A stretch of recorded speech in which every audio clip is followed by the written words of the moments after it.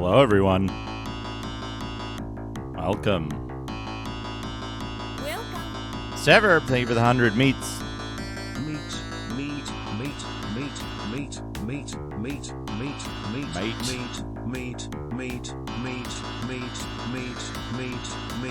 Oh, I forgot to do the thing.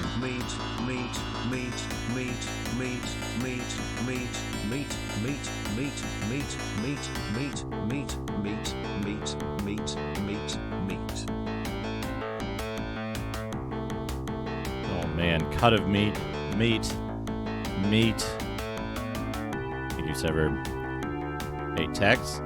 I am aiming to finish Deadly Towers today.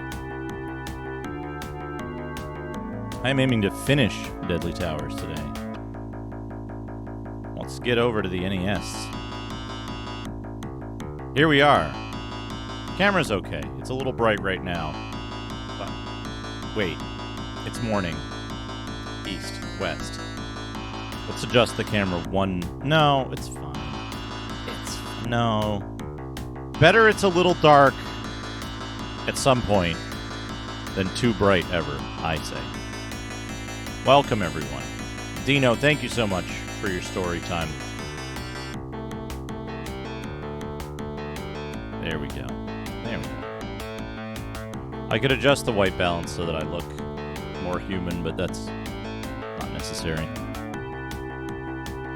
Let's go to the NES. NES times. There we go. Get that up there. Oh, I gotta, stop that music. Hello, everyone. Who's all here? Who's all here today to witness one of the best NES games that I've played in a very long time? I can't say it enough. I'm really surprised with how good this game is. It's just good. It's just a really good game. Who's all here? Who is all here? Dino, Alucard. With the big story time. Here's a big story time. This is an old story from the Stone and Copper Ages when there lived men and devils. Bioballs, welcome. BNU, hello. Abelrassi, Severb, R and Emily. UHW, Tex, SGBU, Almacia. Welcome. Welcome, one and all. The Good Video Games. Oh, that's a good stream title. Welcome to Good Video Games. So, this game. Famous bad meme game. It turns out it's just a little bit difficult at the start. It's manageable. Now, one thing. I don't recommend playing this game without a turbo controller. I don't recommend playing any game without a turbo controller. Unless the game is like solely based on mashing, not worth it. Not worth messing up your wrists, your hands, your fingers and arms. Not worth it.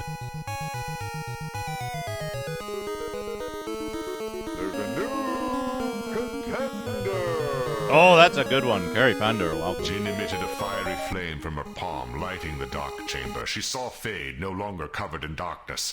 She hissed that there was no escaping, and she attacked. Nature's protector emerged and attacked him as an invader.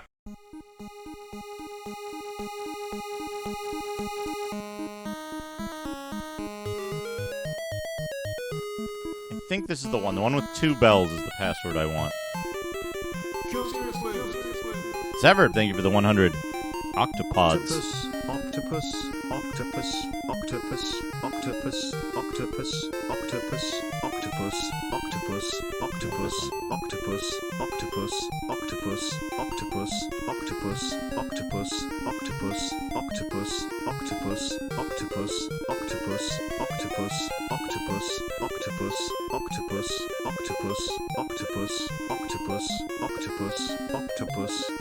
octopus, octopus, octopus, octopus, octopus, octopus, octopus, octopus, octopus, octopus, octopus, octopus, octopus, octopus. Thank you, Severed. All right, we got our stuff.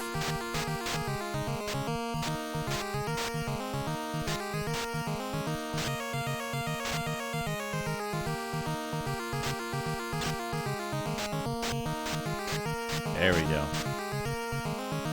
We got our stuff. I think I'm being followed. What could they want from me? Sivin fan, thank you for the follow. All right, here we go. So about this game. This game. Wait, timer. We got to start the timer back up. We've spent almost 7 hours on this game. This game starts out real hard.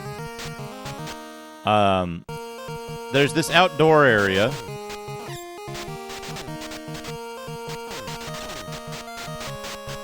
Graphics of an 8-bit game, the design of a 16-bit game. That's mostly going to be,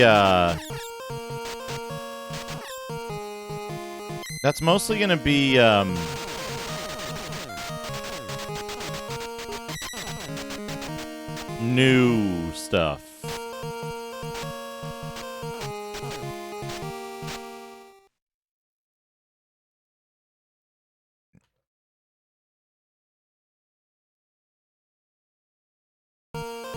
That's odd. That's odd.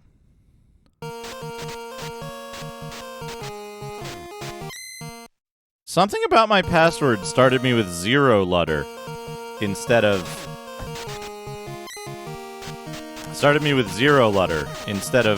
50 like I normally start with. That's okay.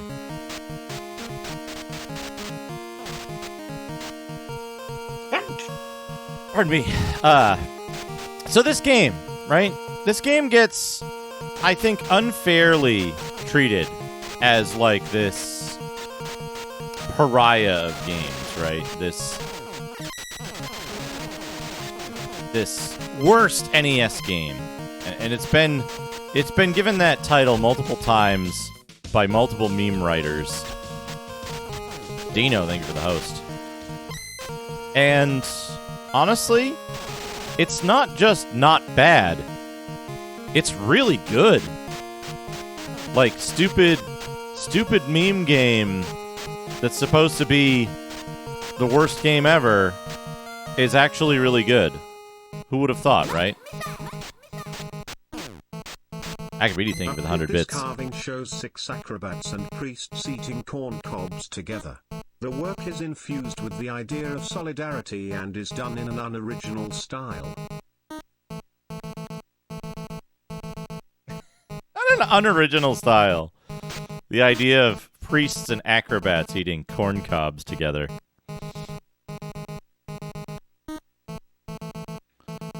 So here's the thing. It's not just that this game isn't... It's not that this game is just, you know, not good. Or not... It's not that this game is just not bad, right? This game is legitimately very good. Okay, this works. Like, this is a for its release era, right? The NES, again, you have to remember the NES has a whole bunch of optional hardware that's in the carts and stuff. And this game was released with a mapper that only gives it additional memory. It doesn't expand its capabilities in any way. It's just additional storage, basically, and memory to use it. Bank switching or something. So this game came out in the first wave of mappers, right? So we know that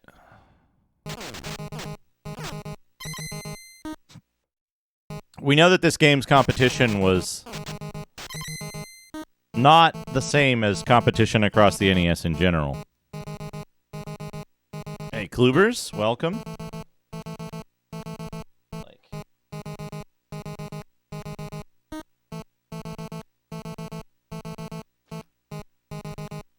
Not RAM in the... I don't know a ton about NES mappers. But,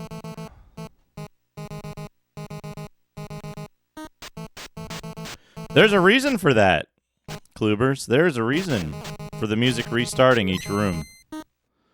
It's actually a salient design feature that is really well done in this game. I got my map here. Now I need to go down 2. Right 1.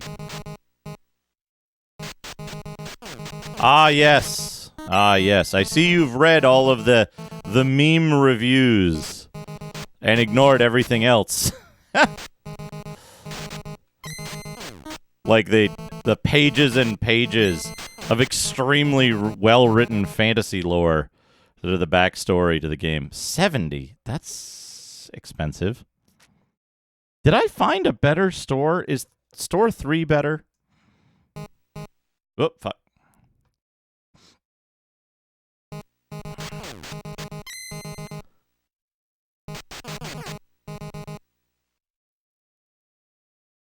Store 3 is not at all better. Where's store 1? Oh, store 1 is up there. You know, I was gonna say, I honestly appreciate that you did that, Akabidi, because I was gonna keep, you know, this game. It's still gonna be on my mind, but I played it. You know, I played it sooner than I would have otherwise, and it's such a good game. It's such a surprisingly high quality game.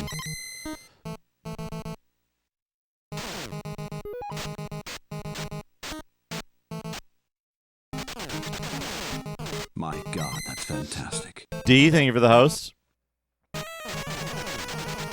But, it's like...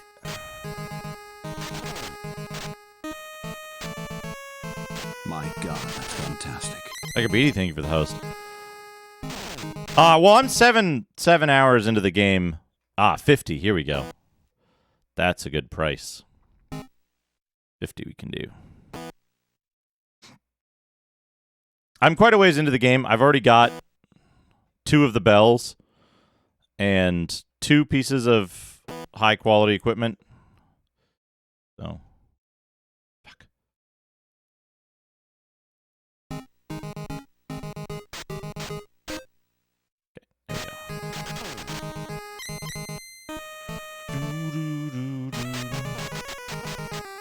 No, I mean, like, people meme on this game. Oh, bad game. Oh, it's the worst game ever. And, like, number one, if you think this is the worst game for the NES, even, like, that is such an extremely basic idea.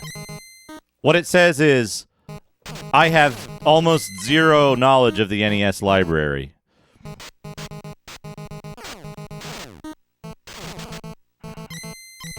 So the music restarting each room is because the dungeons in this game are unusually large for the NES for this era. Like, the first dungeon in the game...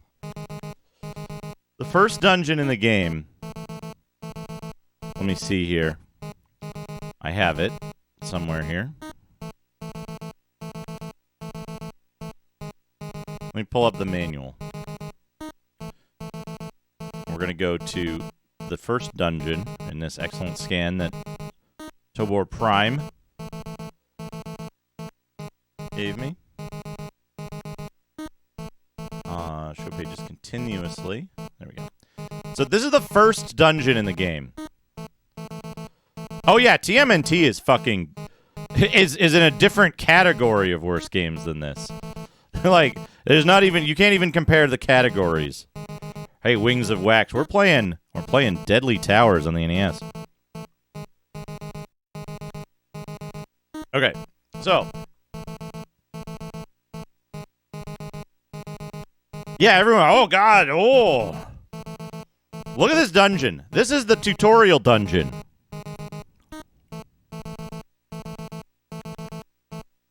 Right? This is the tutorial dungeon. Action 52 is unlicensed, I believe, so I wouldn't count that in a list of licensed NES games. And in the world of unlicensed NES games, Action 52 is not even close to the bottom. So here's the first dungeon in the game. I think this is what did I calculate this was? Like 189 rooms or something. And I've personally discovered, I think, a dozen dungeons, right? Yeah, thank you, Crayon Boy of the Past. So, here's the thing. It seems like, oh, wow, yeah, like, that's a lot, you know. Oh, what? So it's so repetitive, right? Except, it isn't, really. Right? Like, this dungeon is the first one. It's the easiest dungeon. It has 4 shops in it. The 4 shops give you a bunch of upgrades to your equipment, right? There's multiple upgrades to your equipment. There's leather armor. There's a chain helmet. You can get a glove in there somewhere. There's there's consumable items and stuff like that, and it all works out really well. By the time you've done the mapping, like if you get out some graph paper, sit down and map the dungeon, because that's the kind of game this is, you're going to be like, oh, okay, I know how to play this game. I understand how to enter rooms and how to avoid danger when I'm going to a specific place. I know how the shops work. I know what these items do and how they improve my character. So by the time you're done doing that, you'll be in a good place to continue with the rest of the game. That's the first dungeon. It's a tutorial dungeon, and it intrinsically teaches you how to play the game. So, wait, what is? Yes, sort of. So if we look at that, if we look at their display here, whoops, I closed the PDF. Let me reopen that. Sorry, it's not a PDF, it's a CBZ. So if we look at the dungeon here, the I believe, actually no, wait, they're showing a path here, but I think this wall is actually solid. So the ABBA, as far as I know, this wall is actually solid, and Crayon Boy of the Past was not correct about this access, and it's not actually possible to wrap the maps around. But I haven't concluded that. But maps can wrap around, as far as I know. The manual indicates that they can, which is why the music is important, right? When you look at a room in this, right? You have a number of indicators that show you what room you're in, right? So, for example, if I walk to another room, things change, right? What has changed? The exits have changed. Easy, we can map that. The color has changed of both the floor and the walls. And then between some rooms, not this one. This one? Yeah, here we go. Now there's no magic circle. Also, there's pillars in the room, right? And if we go back to this room has different elements to the music. What could they want from me? Wings of Wax, thank you for the follow. This room has different elements to the music, right? So now we can differentiate this room based on blue floors, green walls, the exits on the top, left, and bottom, having a magic circle of yellow and blue, and having this particular musical cue, right? That differentiates it from every other room that has the same visual elements. So it's an interesting like,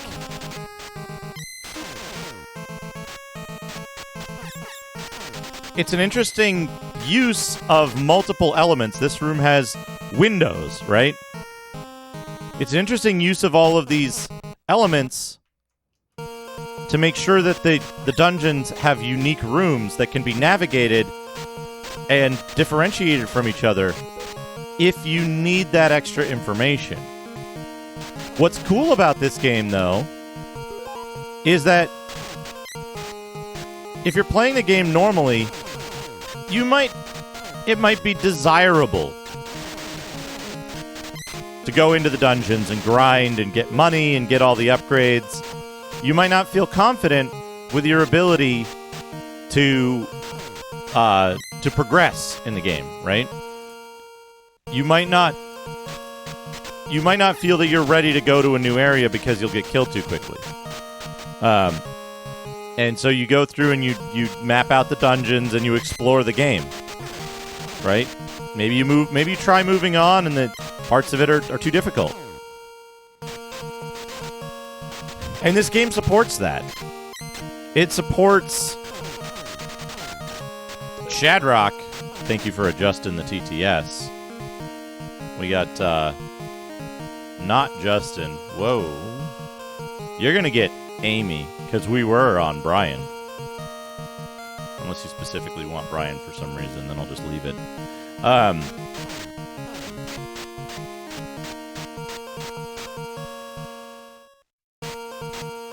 Whoop, don't hit the pixie. Don't hit the pixie.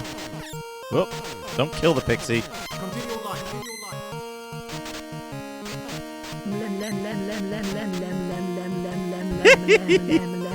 Thank you for the 100 mlems.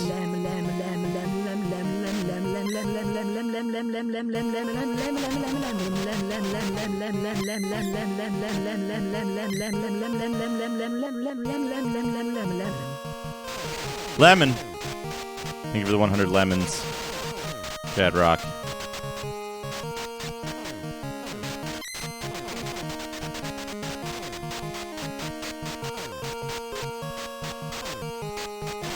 So, lemony goodness. Lemony goodness. So you can go into a whole bunch of dungeons. They give you a whole lot of dungeons that you can explore if you want. If you're feeling bold, you can go here. You can go straight here. The change in music, the change in the candor of the music is really good too, because like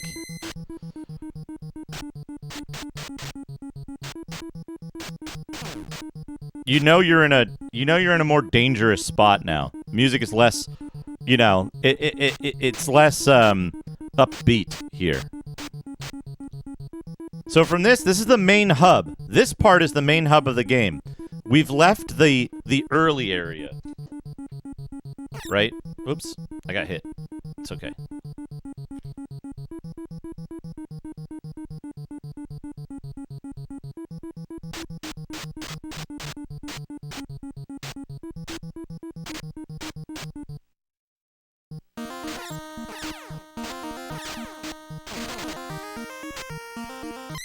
Each tower has its own theme. Different music for all the 7 different towers.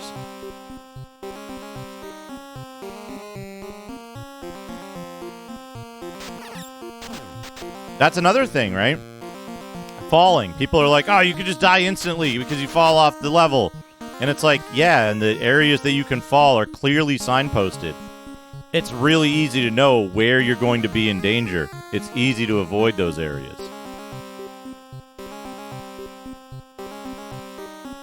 I don't know that yet, right? I've been playing this naturally for 7 hours. We've got 2 bells.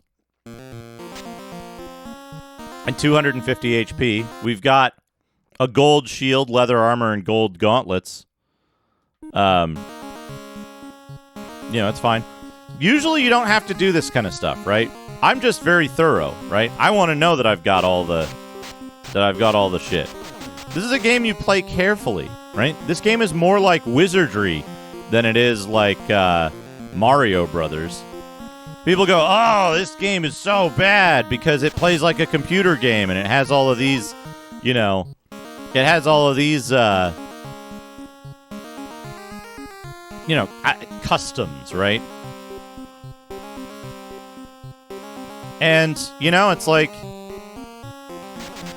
this isn't a pure action game that you're going to finish in an afternoon and return on a rental, right?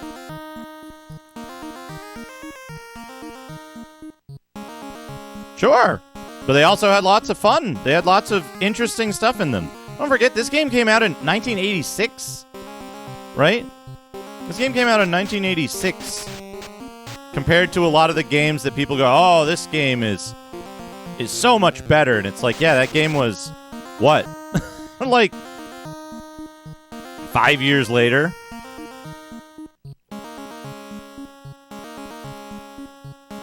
Hey, Abs. Hey, might be a wizard. Yeah, so I rented this as a kid, right? And I was curious about it. Oh, fuck. Okay. I've done it. Hey, free boots. What did I get? Just regular hyper boots for free. That's fine. Oh, double secret rooms? Wait, I'm confused. I'm extremely confused.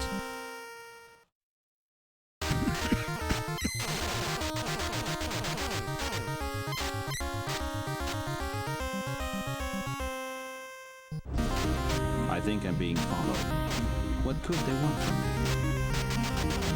Ben Luhole, thank you for the follow.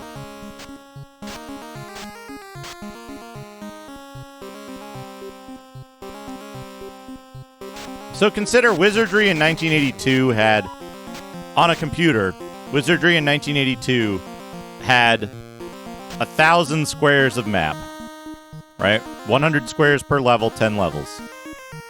And with very few exceptions, all of that space was used.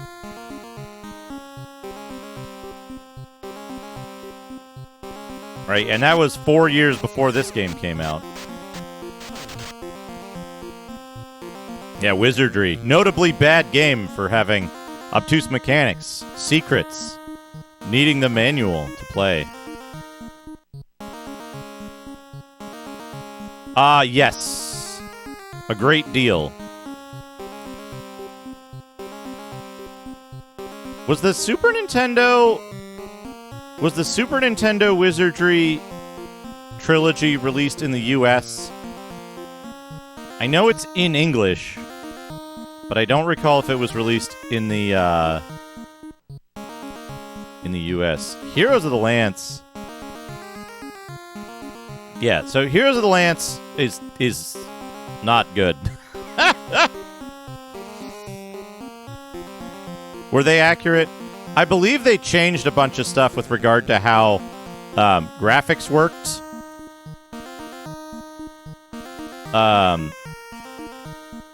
And some of the quirks of how the game functions. Later versions of computer wizardry would have the same changes, but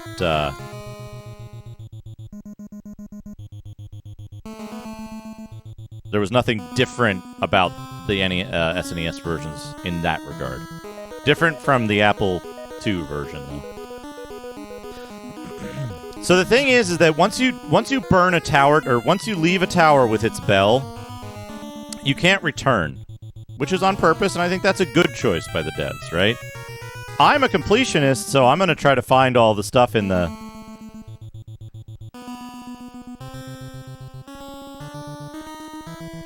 Yeah, Wizardry 6 was for sure.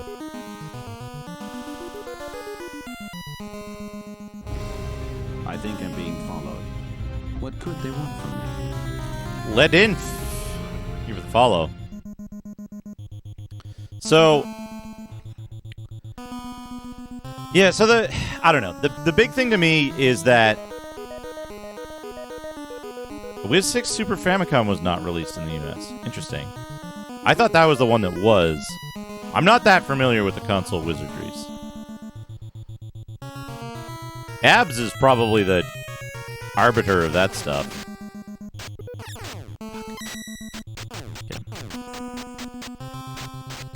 Was 5 was, okay.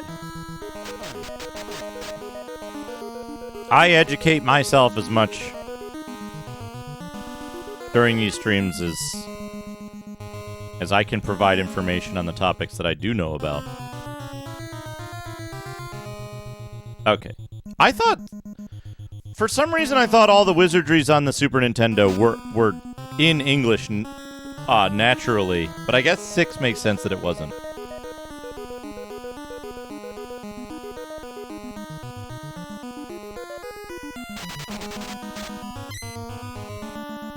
Yeah, it sounds really good. I do want to check it out. Sometimes you can find parallel worlds or secret rooms within the tower itself as well.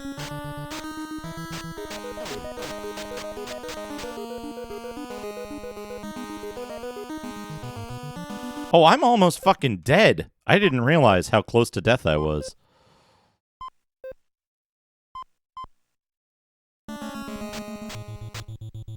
That secret room shenanigans messed me up real good.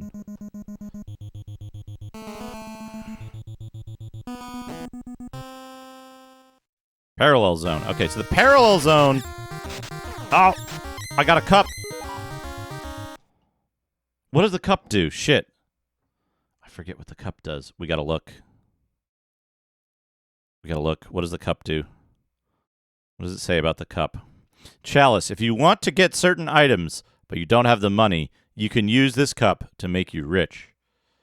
Okay. I don't know what that means. Oh, shit! I found the way back.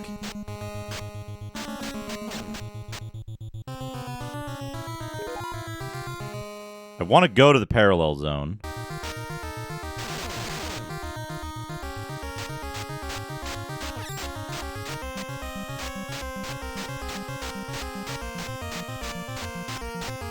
I love when my phone says scam likely.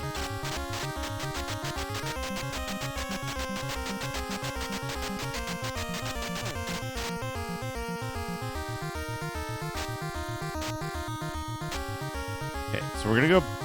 Wait, it'll be faster to check the top. It'll be faster to check the top. When you're in the when you're in the parallel world.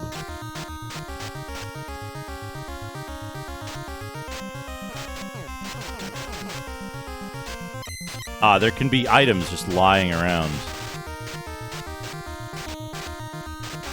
This is probably faster. Less turns. The secret zones are like kind of big though, so usually it's fine.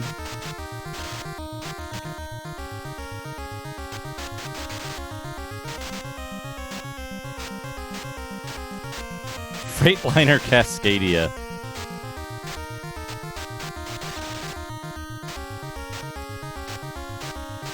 Yeah, imagine answering the phone ever. Okay, this is where I started, I think.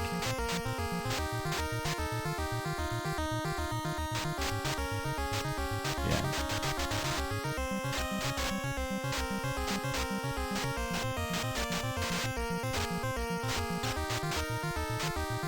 But yeah, this game is interesting because it really is designed like, whoa. It really is designed more like a PC game, and specifically a Japanese PC game, than I think a lot of other games on the console at the time were done. And a lot of people either played this when they were young, and this is not a fucking kids game. It's a game for people that like fucking Tower of Druaga and shit. Right? It is a game that is focused on secrets.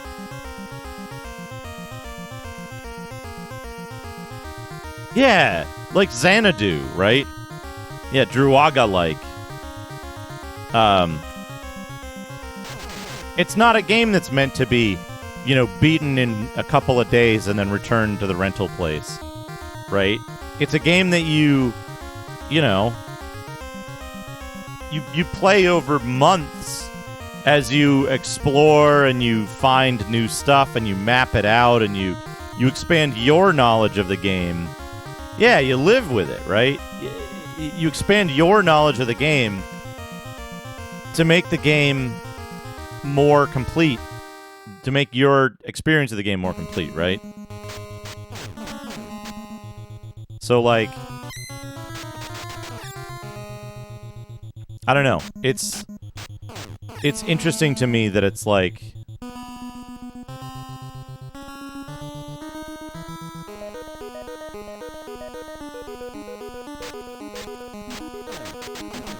and it's not an easy game, right? Saturn Xanadu is the way to go, though. I believe there can be. I believe there can be multiple secrets.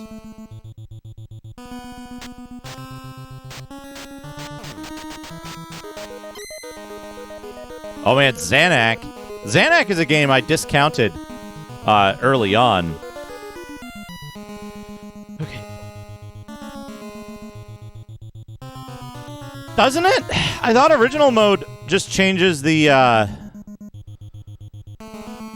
original mode just changes the the way you get stats and the way you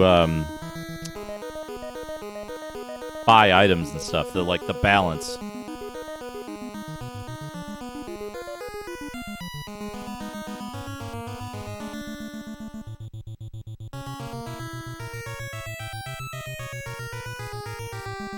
Okay, here we go. Boss time. I'm probably gonna die. Cold Killer's Room. Holy shit, look at this fucking boss! Ah, you got me. Yeah, some really brief story screens between levels, but all the item names are in,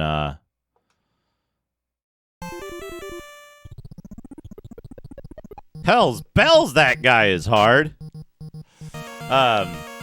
So...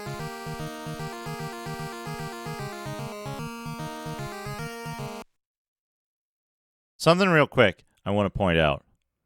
When you die, you keep all of your equipped stuff. You keep all of your equipped stuff. You lose all the stuff that's in your inventory, and your Lutter resets back to whatever it was on the password. I don't know why it's not 50 right now, but usually you start with 50. Yeah, we lost the cup. We lost the cup.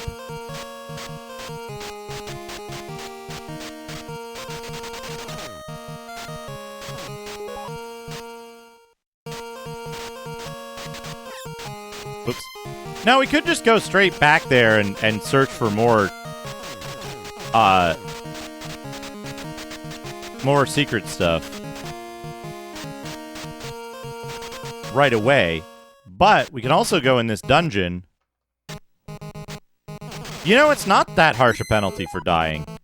Because Lutter isn't really that important in the grand scheme of things, right? You lose your money. You can only have 250 money to begin with. And it takes only a few minutes to... Whoops. I messed up. It takes only a few minutes to get back up to, max, right? You lose all your consumable items. That's a little more painful, but it's not too bad. Consumable items are mostly just, health potions and scrolls and stuff. A lot of times they're not necessary. They make it easier to explore, but they're not super necessary. And your health drops back to 100 out of whatever your max is. It's going all right, Reg. This game is fantastic, so I'm excited to be playing it. I'm having a good time. Like I said, I don't recommend playing this game without auto fire. Hitting the sword button a lot, not so great. But this game was released after the advent of the NES Advantage, so, it's fine. But also, I don't recommend playing any game without auto fire. It's just not how you should do things. in this day and age. I forgot, this is like faster overall.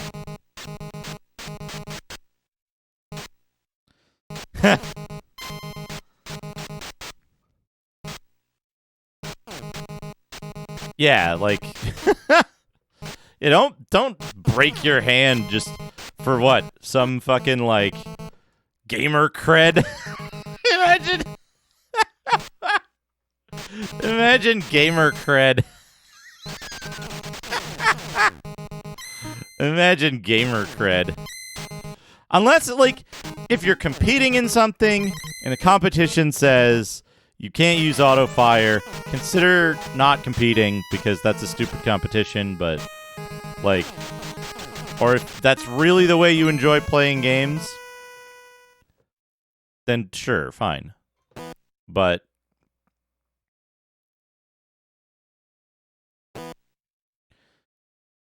otherwise, it doesn't matter.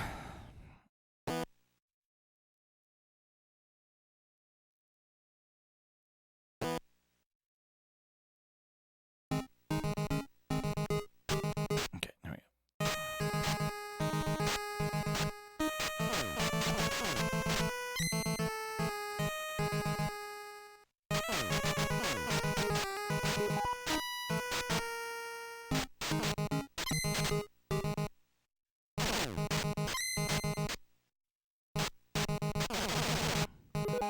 I mean, sure, right?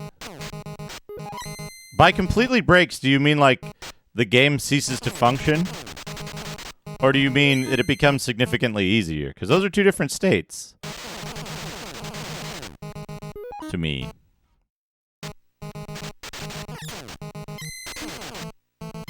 Oops, I took a hit. Alright, I guess we could go... We could go fight Donkey Kong. Yeah. So?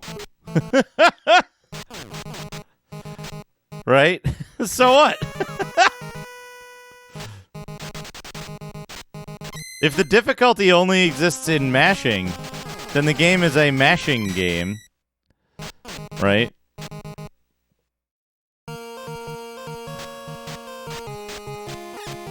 Yeah, three-way turbo.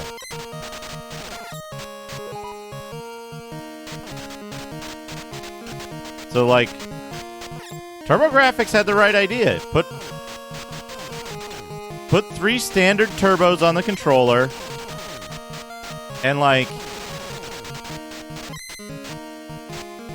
you know, leave it at that. 3 standard settings of turbo, and let games take best advantage of it.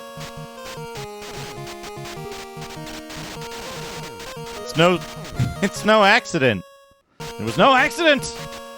The PC Engine was the shmup console, right?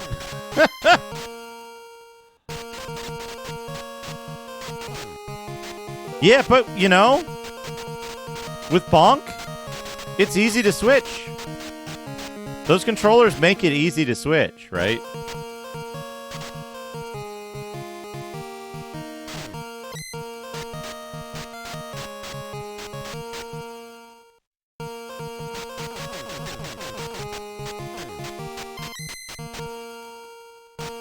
Yeah, that's the thing, right? If you're doing challenge gaming and you're looking for some gamer cred, right? If you're doing challenge gaming and you're looking for some gamer cred, then yeah, you're probably going to encounter situations where people are going to be like, "Oh, it's not a real whatever." If you used auto fire, and it's like, man, fucking okay, fuck.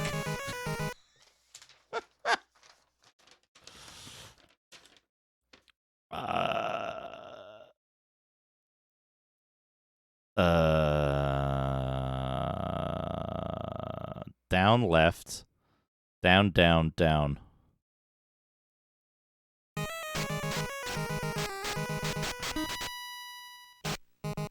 Wait. This can't be right. 50 potions. Oh no, it's the stupid "you cheated not only the game but yourself" thing. Hey, Baxter Crook. It isn't Baxter Crook. It's actually objectively good. Oh shit. I really should map this dungeon because I don't remember where the exit is. And I think I keep going like this.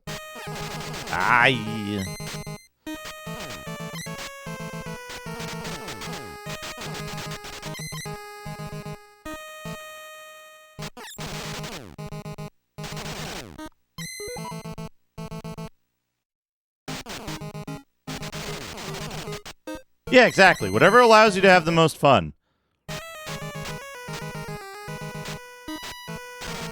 I mean, this game has been a, like, meme game to hate.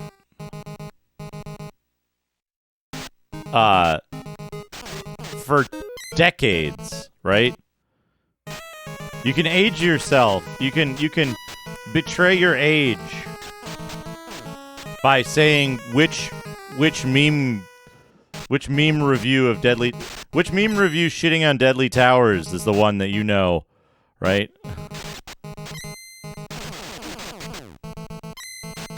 Hey, Trachea, how's it going?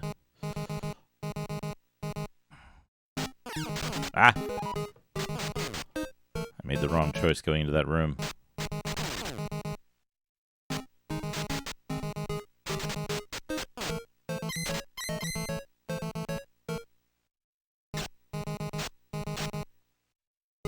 Yeah, exactly.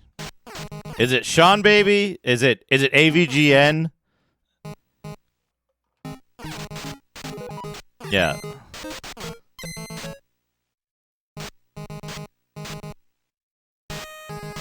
Wait. Green balls? Am I having a memory? Am I having a memory where I go in here and it's a shop? No, it's more potions. Not that I'm complaining about all these red drinks. Fuck.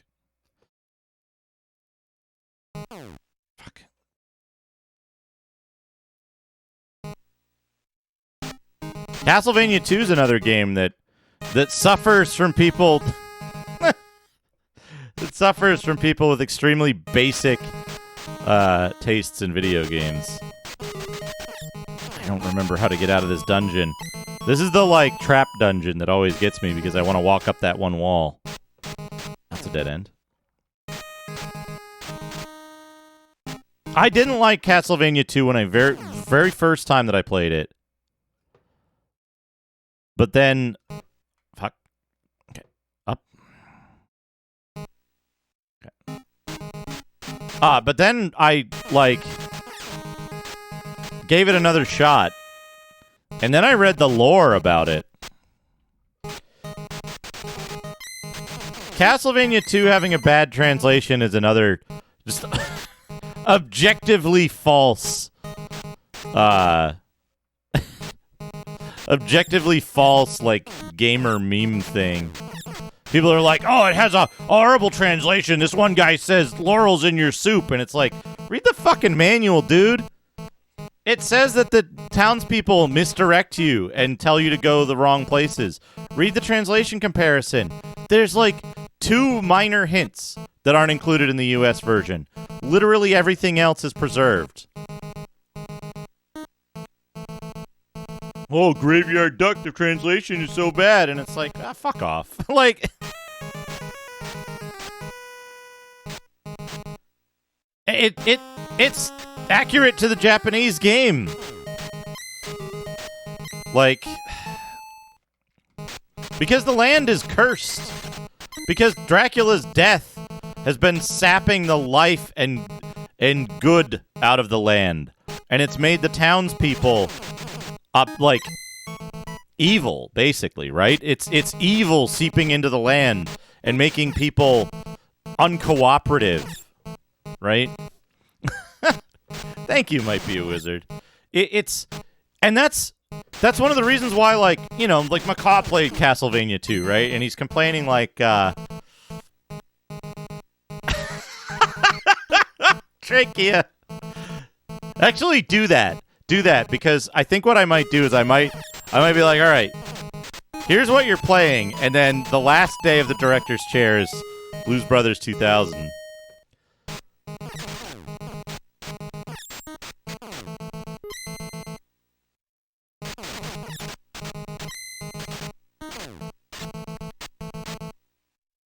Yeah, so there's, like, if you read the lore in the manual, right? Like, you read the lore in the manual, and it differs from Castlevania 1 just tremendously in tone. Unfortunately, I'm playing this game poorly right now because I'm wandering in a dungeon. Cookies and cups. Oops. Let's see this. Creamy beef pasta from Cookies and Cups. Oh, that looks pretty good. Looks pretty good. So, like, the tone. Hold on a second. Let me pause the timer of this. Let me pause the timer of this and look up the Castlevania 1 manual. Castlevania NES manual.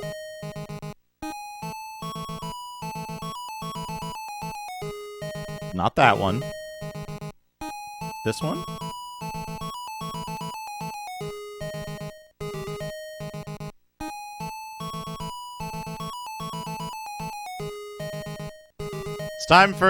It's time for me to do the sarcastic reading of the Castlevania 1 manual.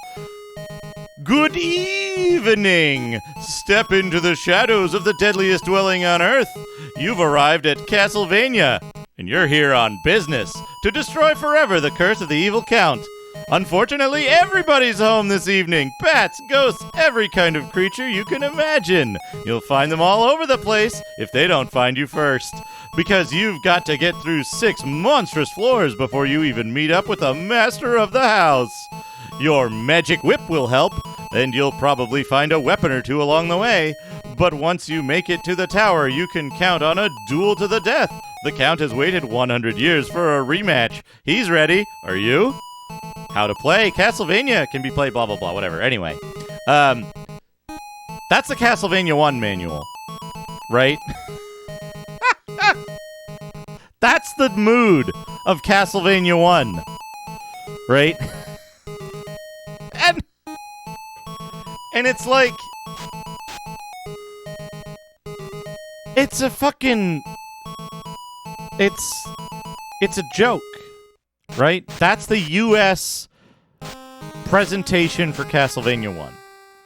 And then you read Castlevania 2, and the manual for Castlevania 2 is basically like, the spirit appears out of the mist and tells you how you're cursed and the land is dying and you're gonna die if you don't bring back the parts of the Count that did that like scattered all over the land and destroy him forever, right? It's a big deal. It's this serious horror story, right? It's depressing horror. And there's a big difference between that and the like schlock presentation of Castlevania 1. They're different games. They have different takes on the same world. And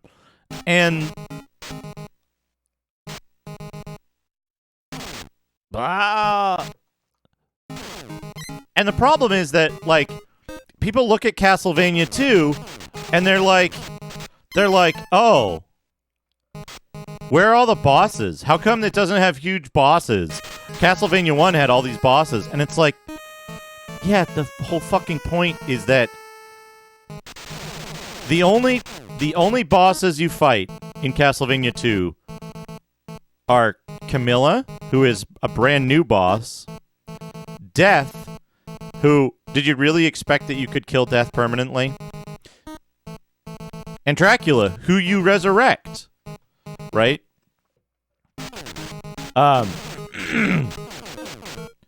So the reason there isn't Frankenstein and fucking the mummies and all this other shit is because you killed them. You destroyed them in the first game. You're in a world that's post-curse, right?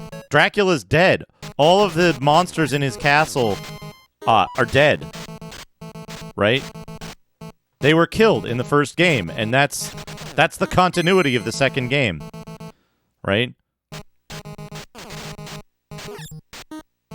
And so it's like, yeah, there's still plenty of regular monsters wandering around because the land is cursed and the monsters are coming out, right? They're new. They're not they're not these like unique things. And the only boss you fight is a new boss. Makes sense. Well, they haven't had time, right? They haven't had time to grow powerful. That makes sense to me.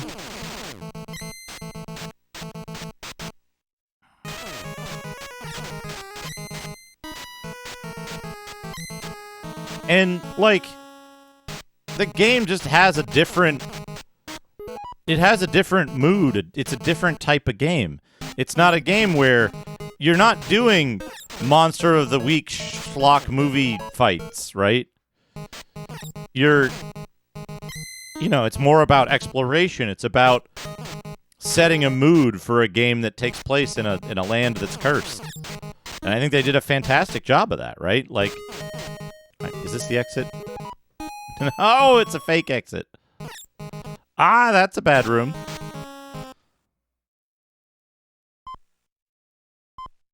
You can't take him with you.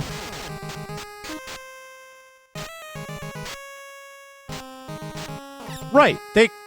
People expected something else. And Castlevania 2 delivered something really good that wasn't what people were expecting. And so they're like, "Oh, it's such a bad game.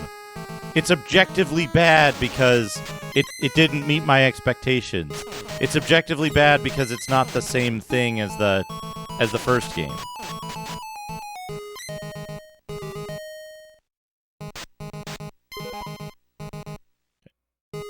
Okay, oh no, I can't do this. That's a bad room combo. I think Zelda 2 is a fantastic game. I think it's the best of the 8-bit Zeldas, at least. Like, Zelda 1 is great, don't get me wrong. Right? But that just speaks to how good... Whoop.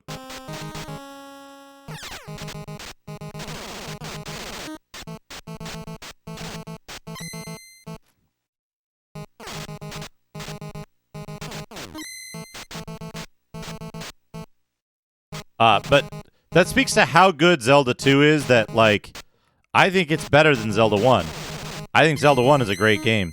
I am so fucking lost in this dungeon. I forgot to turn the timer back on.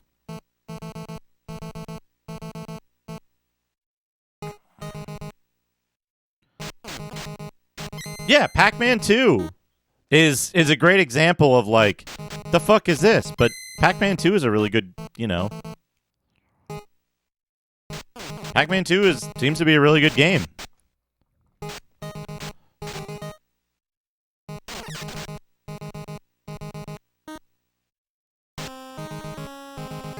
Oh, Bud Spencer.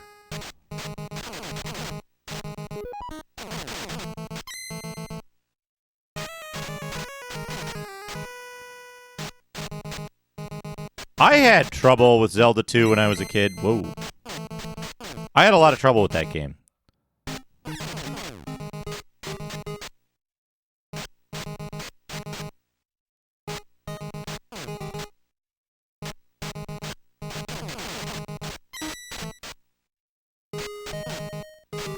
No! I'm back here! No! Well, okay, I died. That's the easy way out of the dungeon.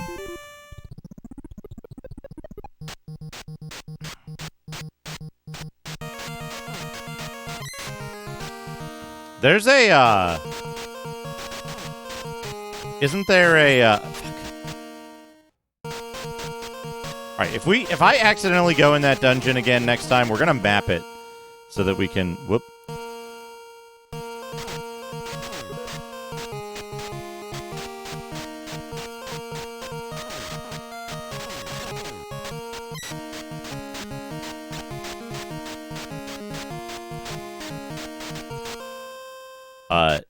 Isn't there a Japanese version of... That was a funny sequence. Isn't there a Japanese version of Pack Attack where he doesn't look like a fucking homicidal murderer? You know what I'm talking about? Is Pack Attack the one where he looks fucking crazed on the cover?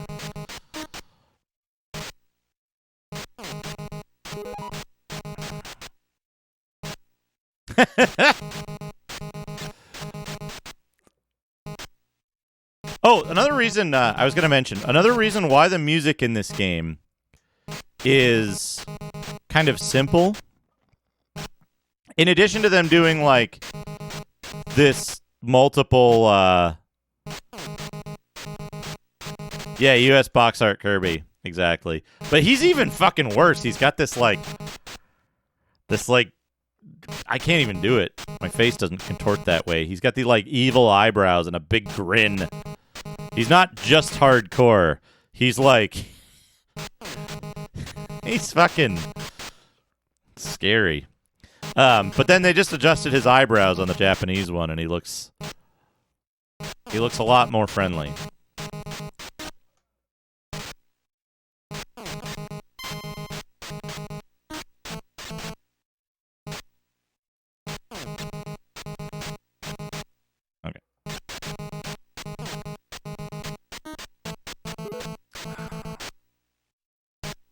Yeah, genuine malice. That's a good way to describe it.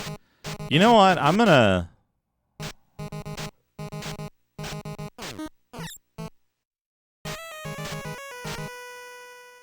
Hey, RCT scores. So this dungeon... I have a map of this dungeon that I made the first time. The first time I was here. Well... So I know where I'm going in this dungeon.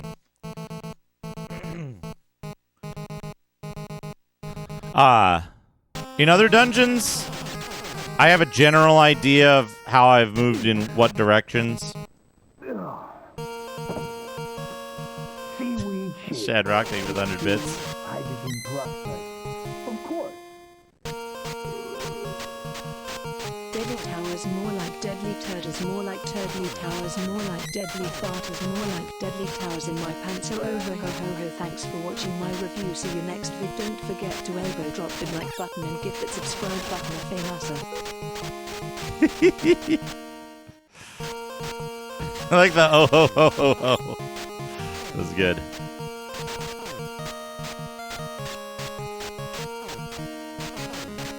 Aye! I think I'm being The Brass Man, thank you for the follow. What they want from me. We're going to the cheap.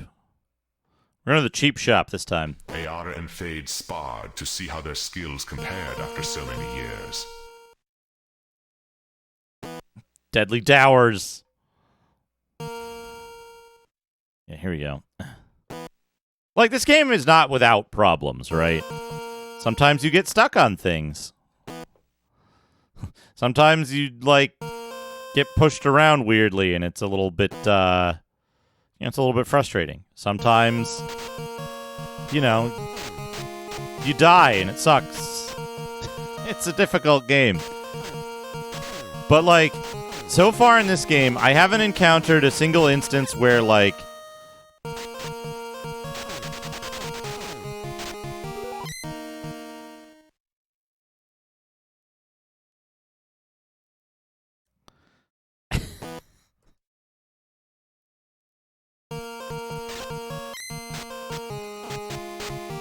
what was I going to say? There's no screen in this game where you're forced to take damage to progress.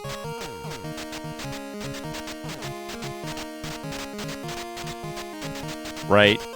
Some of the secret rooms are real fucking hard to avoid the damage, but... Hey, Space Hoppercopter, how's it going?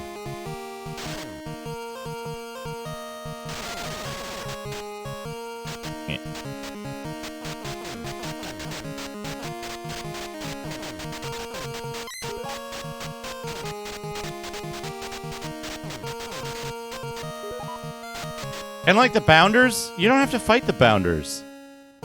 Just don't fight him, you know?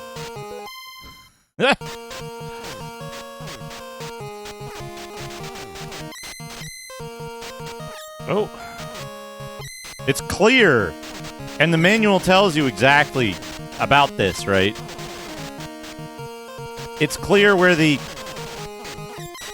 edges are and where you're in danger of falling if you get hit. Oops.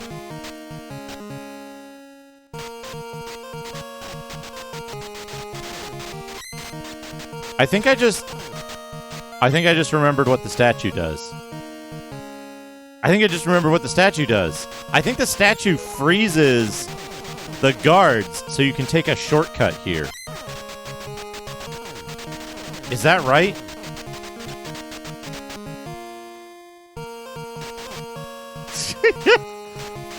Baxter Crook's YouTube review of Deadly Towers. Don't kill the pixie. This game has neutral NPC characters, right? The pixies.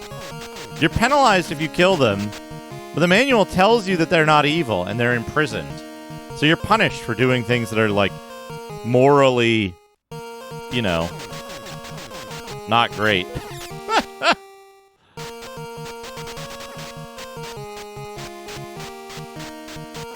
Aye.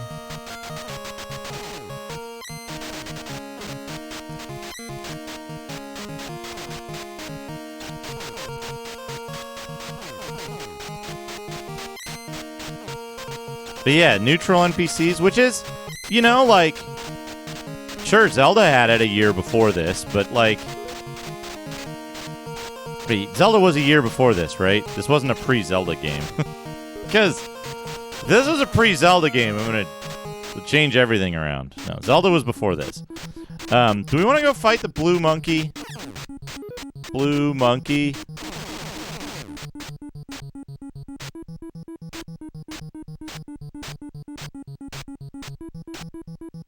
Well, so here's the thing, right?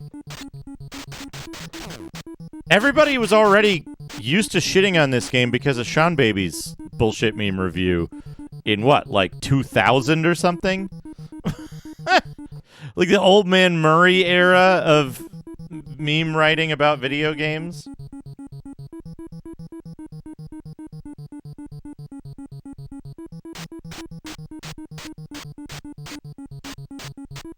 It's so weird to me how this, like, this kind of social conditioning works. Yeah, Zelda's a different type of game than this. Those aren't just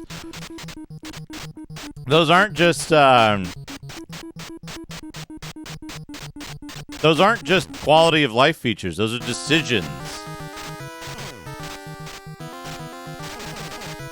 Some of them are quality of life, right?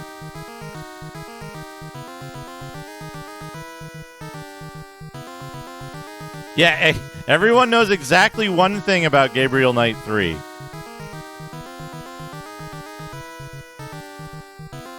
Oh, this is the area. You gotta be careful here.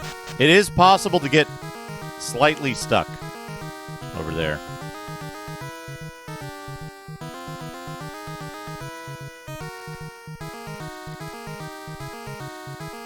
Hey, Swizzlefish.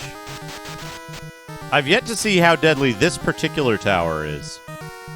I assume it will be deadly. Most of them have been. You know, overall, this tower is not the most deadly that we've encountered.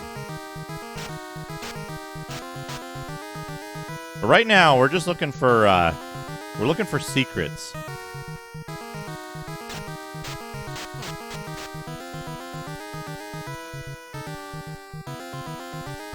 Yeah, EGM.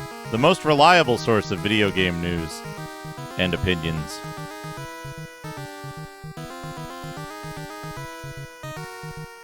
There's secret doors.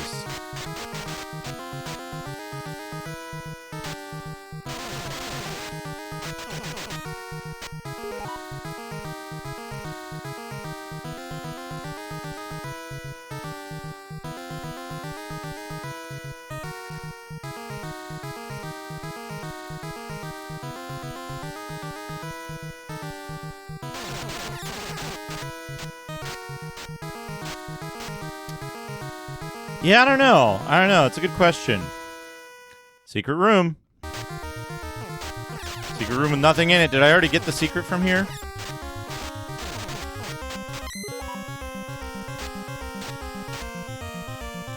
That's the way back. Is there another secret room in here?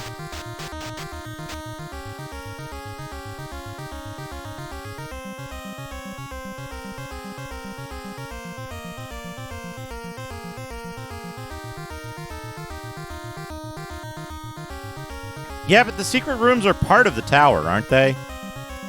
You know?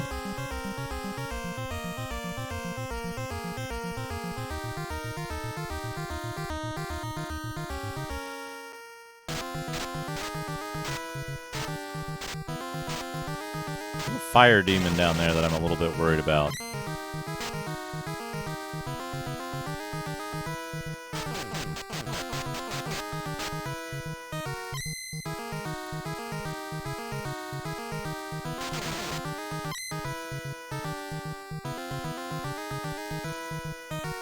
Legacy of the Wizard. I already played it.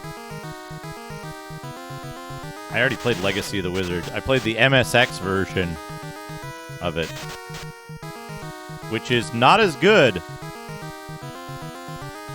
as the NES version.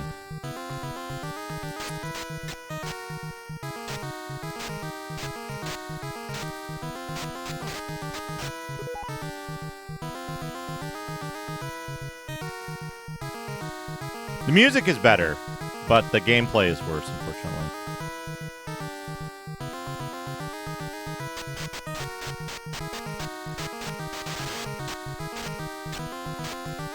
The MSX version is almost identical music, but there's just a couple of extra tracks, if I recall correctly.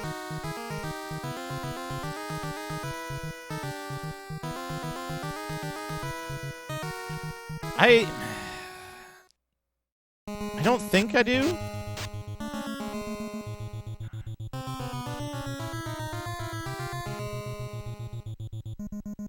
I forget if it's purely exclusive or if the NES also has an exclusive track.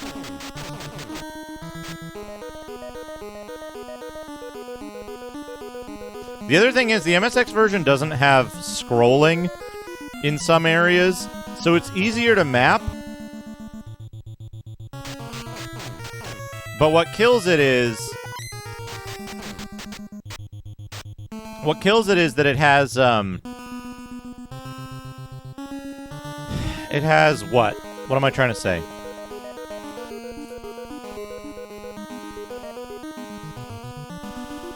Yeah, they're just multiple screens, which makes it easier to map because everything's square, right? But the MSX version has control problems when you're trying to do Zem's puzzles, which makes the game just, like, extremely obnoxious to play. It also has a behavior, regarding floor tiles that makes part of Maya's area fucking inscrutable. And it sucks. Is there something else, bud? Space Hoppercopter, thank you for the host.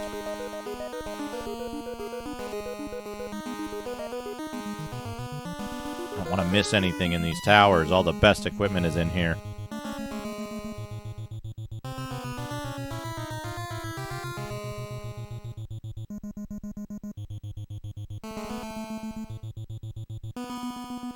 So your maximum health in this is 299.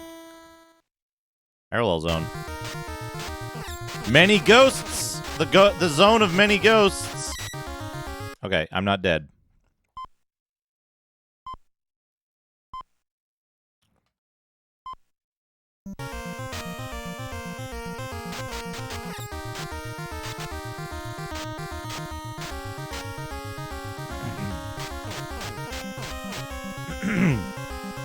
The Besties 2 is on, oh,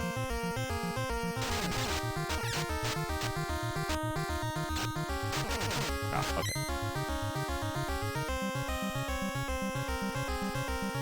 The Besties 2 is on, Turbo CD. starting to get a little dark out. Again, I'll have to up the camera in a minute. The best Ease 1 is on X68000. X68000 is the one with the good portraits.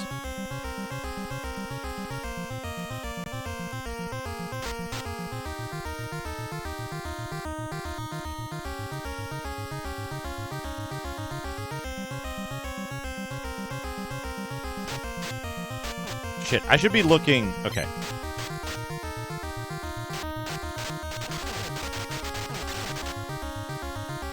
Oh, armor. Armor. Oh, look at that. Gold armor. Hyper armor.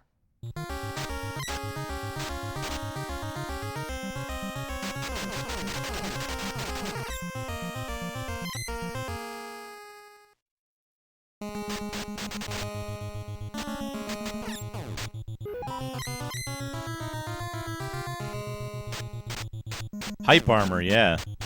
Hey, Ragadon. How's it going?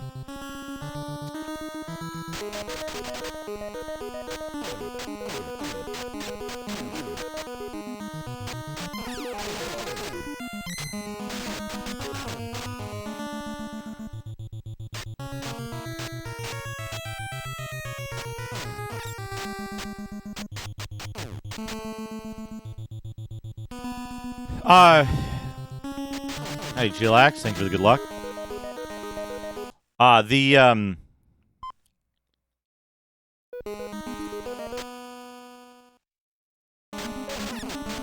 shit, Okay, never mind. Great Wing. Okay. Let's get over here. Try to fight Great Wing from this corner. Oh, Great Wing hit me with something.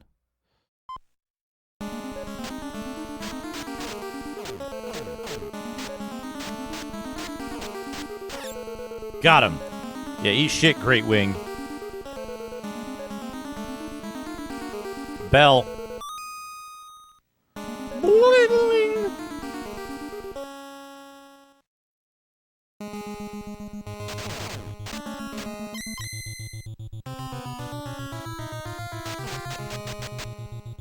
Oh man, no, that's why he's great.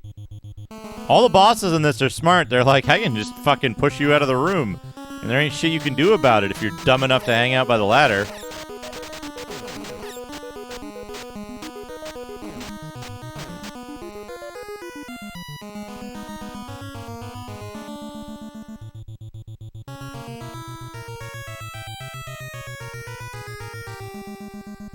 Kingsfield isn't difficult. Kingsfield is another game like this, right? Another game with secrets and being different than how you want to play the games. I hated Kingsfield when it first came out. I was mad at Kingsfield because I just got knocked in the water.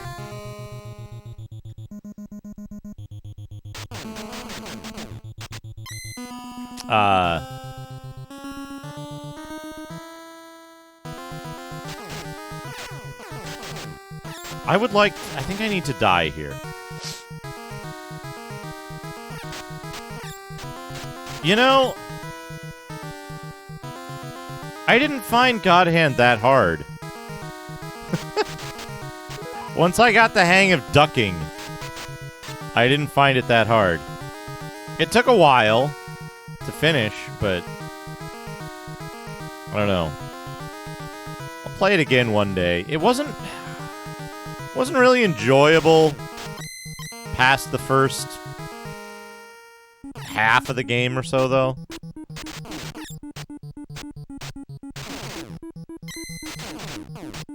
These fireballs are assholes. They go up and then come back down, unlike the other ones that just loop.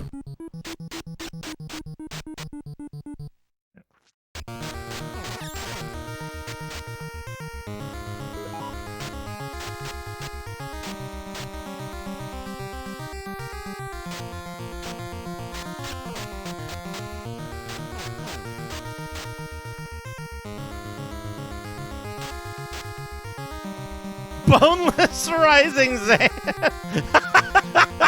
Do you know? Boneless.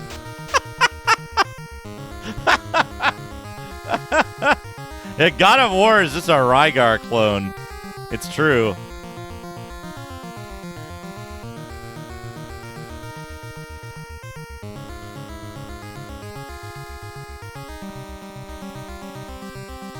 A wall of beef. For me, yeah, it'll be my PB.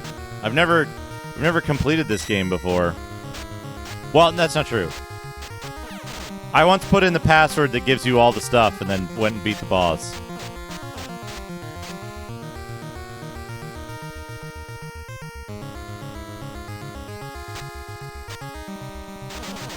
Damn you, Hyper Knight. Yeah, this is the tower 2 to the left. 2 to the left.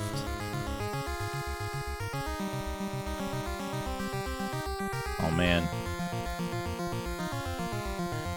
You know, I actually misread that at first. I didn't say it out loud, but I misread it at first as PB Space. And I was like, oh man, I want to visit Peanut Butter Space. That sounds delicious.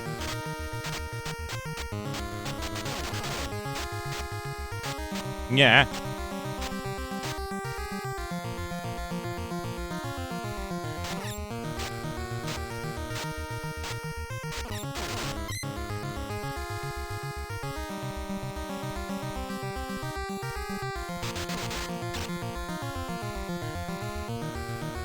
I mean, I don't think... Here's the thing. I don't think anyone actually thinks there aren't, I don't think anyone thinks that there's actually a lack of hard games in any console generation, right? I think that's a myth.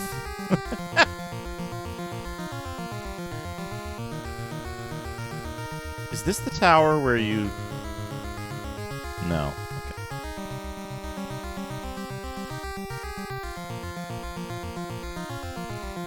Ah, yes. Reddit takes the source of all truth. I didn't find a secret out here, and now I'm worried. I didn't search well enough.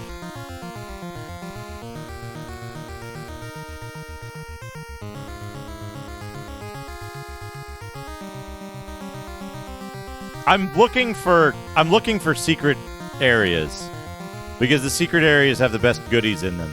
They're, as far as I know, they are totally optional, but they have good stuff in them, and I want the good stuff.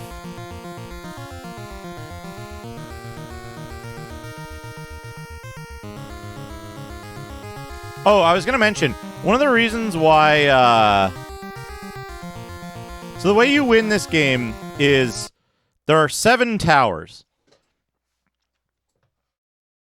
There are 7 towers. If you climb the 7 towers and retrieve the 7 bells,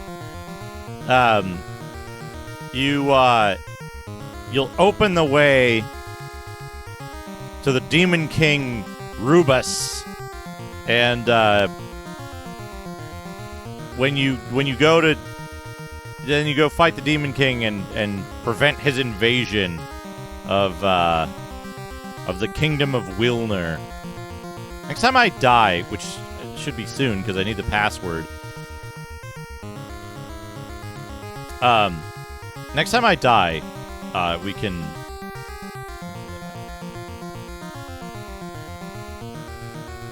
There we go.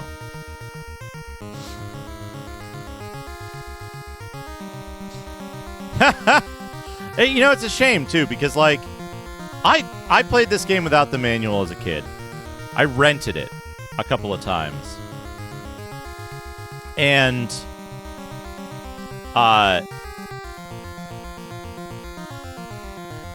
the intro to this game is really good. It's really well written. So, the thing about this game is that the manual explains a lot about it. When I played this, I was like, this game seems so cool, but I don't know what to do. I go in the dungeon and then I die, and then, like, there's gotta be something to it, right? There's gotta be, what am I missing? This is what I kept thinking to myself, right? And it turns out, if you, like, go through and map the dungeons, you don't get lost in them anymore. All of a sudden, it's just a prospect of, like, okay, yeah, I can go here and use this shop to get these potions, or I can go to this room to farm stuff. So the music stopping room to room, we were talking about that earlier. That,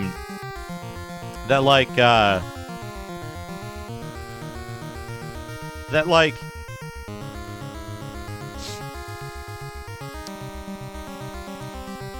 the music stops room to room for a reason, and I think it's a limitation of the hardware and the programmer's abilities, but there's a reason why the music resets, which is the music for each room is potentially different in the dungeons, right? Each room has its own theme, and there's not 200 themes in a single dungeon. There's like maybe, 6 different themes that it'll use throughout a dungeon. I cannot find a secret here. So we'll move on, I guess. So, because, like, the only place it could be is if you have to, like, walk off there. So,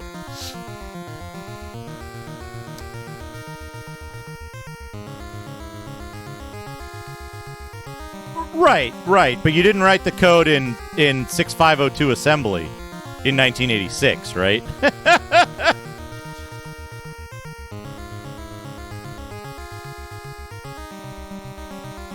So,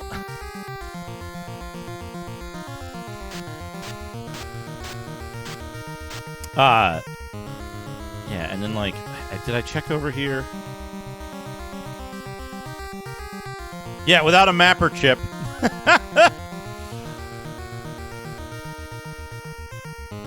So, but, it's one of those things where it's like, it's easy for us to say, like, oh man, why didn't they code it to like play the same song, or to start the song at the midpoint of the I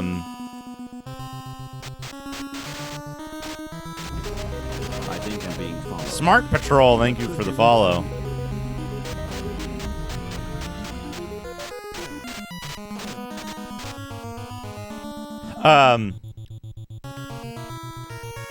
Yeah, this was 86. This was released.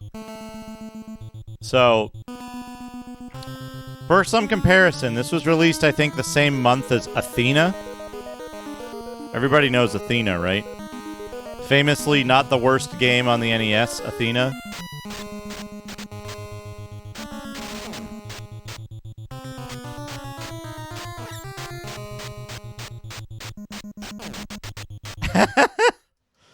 Parallel Zone. Okay, Parallel Zone is good.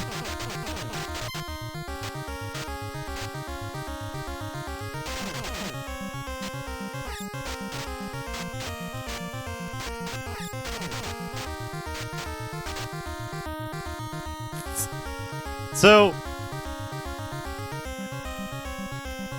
so here's the thing, right? Start the next song in the place where this one has ended, right?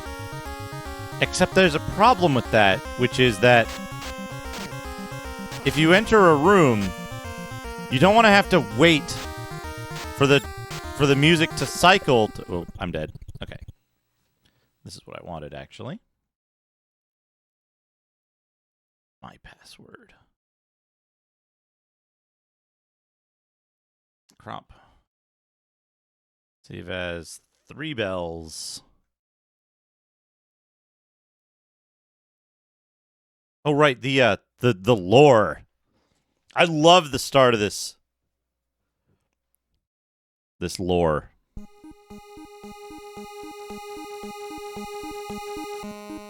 This is an old story from the Stone and Copper Ages when there lived men and devils. What a good, right? Like, it just sets the tone so well.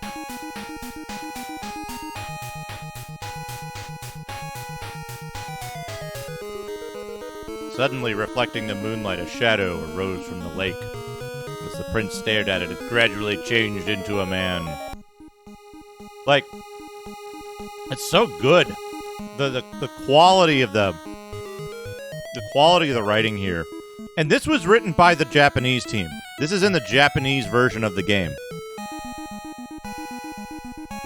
Like Mr. Radon said, some fucking fantasy lord, not just a fantasy lord, but an English language fantasy lord at IREM Japan. Or whoever it was, right?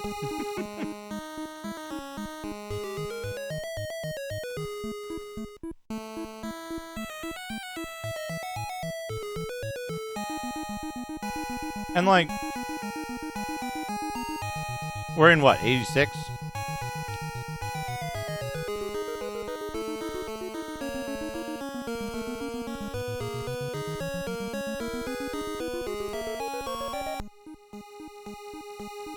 We got Legend of Zelda, Ninja Kid, Pro Wrestling, according to Google. Let's look at hold on. Let's look at list of NES games. We'll use Wikipedia if it can fucking show up.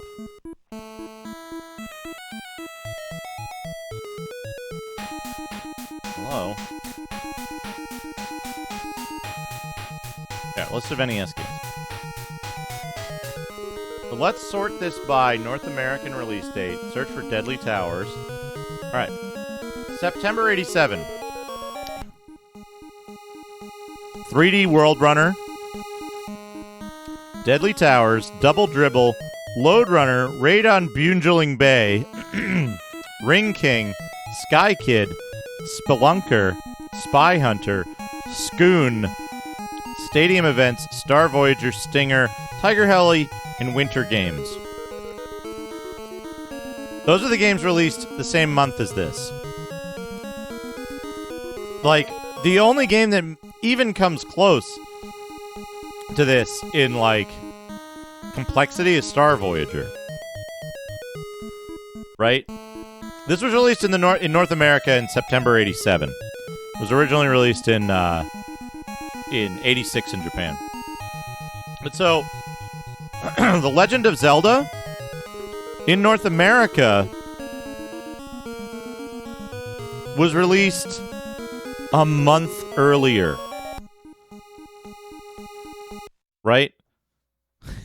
Zelda and Metroid came out a month before this game in North America. Right? Arkanoid, Athena, Elevator Action, and The Legend of Kage came out before this. Like a month before. Like Mighty Bombjack, Rygar, Section Z, Solomon's Key, Kid Icarus, and Athletic World were in July. This game came out only a couple of months after Castlevania. Right? Like, look at the difference in complexity. Yeah, Athletic World is pretty good. The difference in complexity between these games and those games and this, right? It's kind of incredible that this game is as, like, I don't know. I think people shit on this game and they're like, just because they've read meme reviews and shit. And it's like, this game was extremely advanced for the time. It still holds up. It's just you play this game. You want to play this game like it's a computer game. You sit down for a time where you're going to be mapping the game out. Get your graph paper out. Get your graph paper out. Be prepared to take notes on how the game functions because it has secrets. The manual tells you a lot of stuff, right? But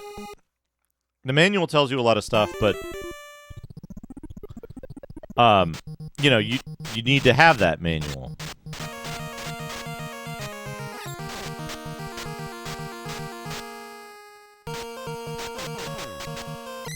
I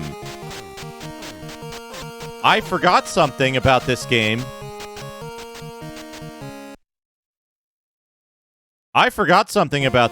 And I'm once again,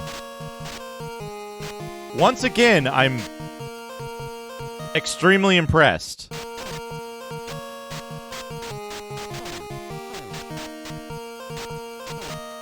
So I don't know if anybody noticed that, but when we entered this screen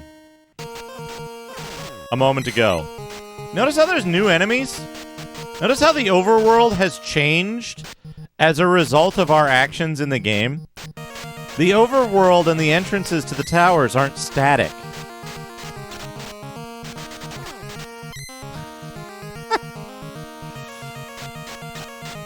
Right? So when you die, you lose all of your consumable items, and your hit points go back down to 100.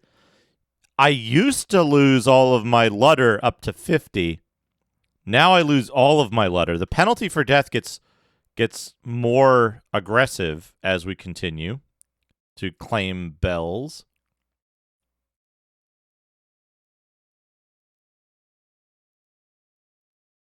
But you keep all of your equipped items. You keep your max health.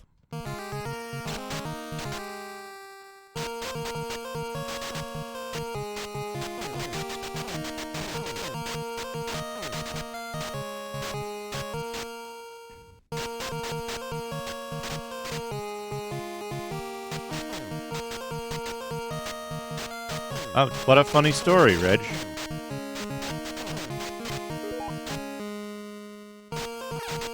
Whoop!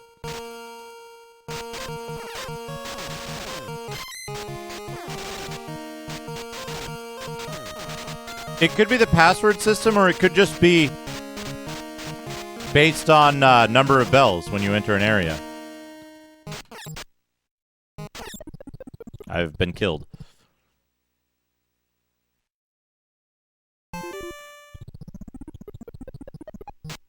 Let's get into that dungeon.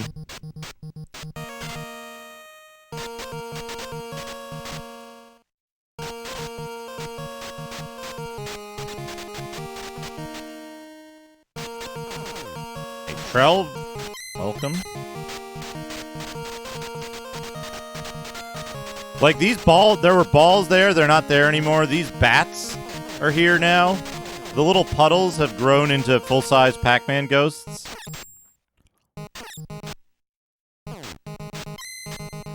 I kind of wish I hadn't gotten hit there. It looks like the dungeons remain the same, though, in difficulty.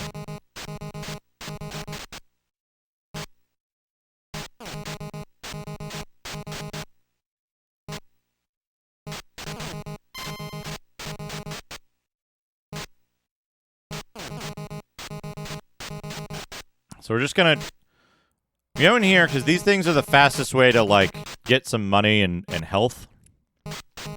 This game has a little bit of grinding, right?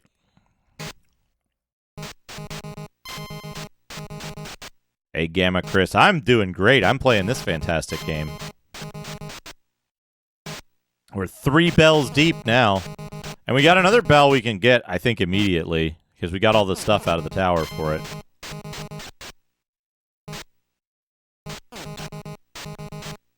I hope I find the good sword soon. Because that'll reduce how much damage I have to do to these guys.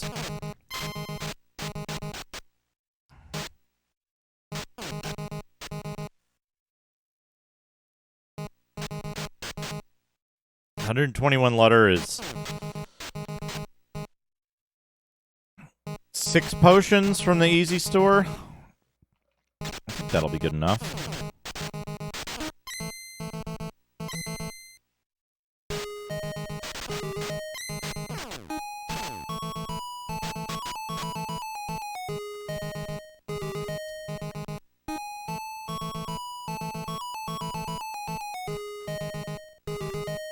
Reg, FDIC only insures up to like $100,000 per depositor.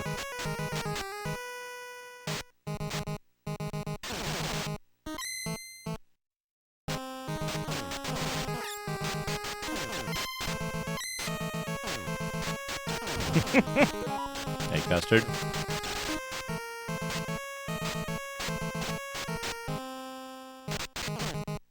Alright. Now we can exit.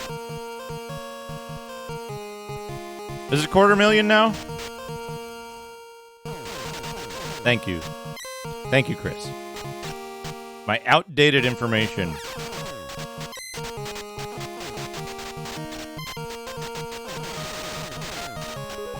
Man, updating enemy lists on the overworld? How fucking cool is this game?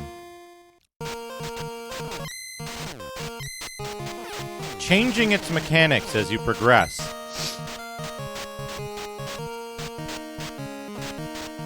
But also, the fireballs are gone from there, right? So, with the new enemy list, it's a little easier. Oh, ho, ho, ho, ho! Oh boy! Guess what? Guess what? Shop inventory changes when you get bells. Fucking cool.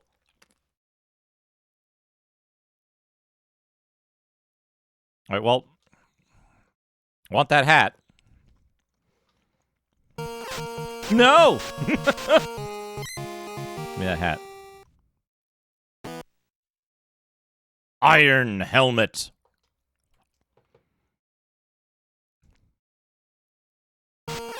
Fuck! I'm dead. It's okay. It's okay. I spent all my money on a hat.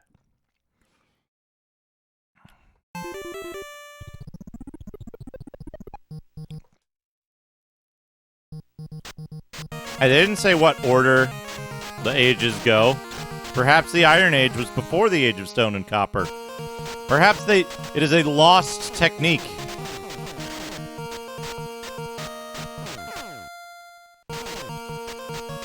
Yeah, perhaps the era of Stone and Copper is a post-apocalyptic age. Oop, fuck. Right? It's like Frogger, the Great Quest.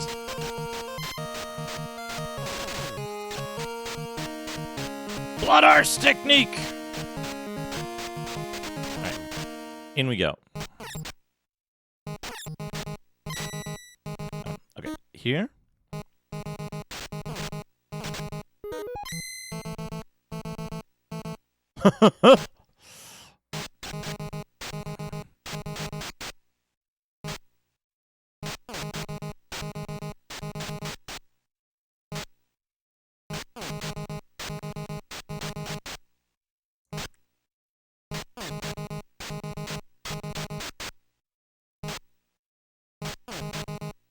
Post-apocalyptic. This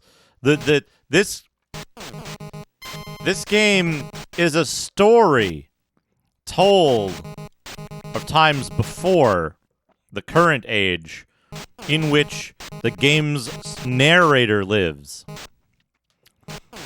Oh man, speaking of reviled games that I really want to play that are post-apocalyptic. Who can guess what the number one post-apocalyptic reviled NES game I want to play is?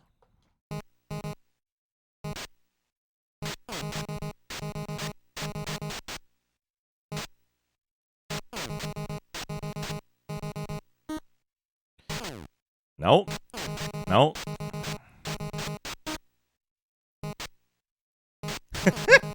Dana.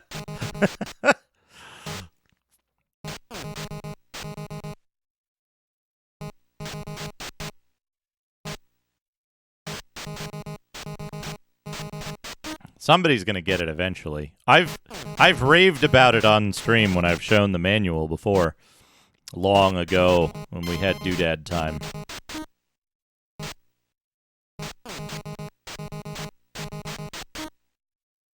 I wish I had Clash of Demon Head complete.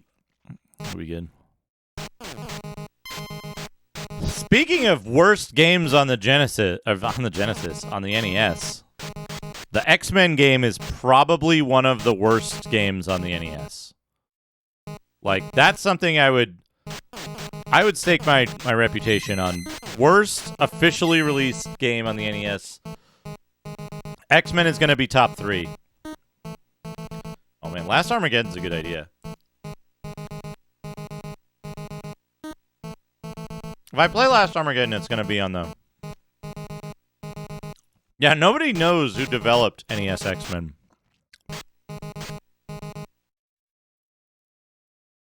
The prices in the dungeon have gone up as well.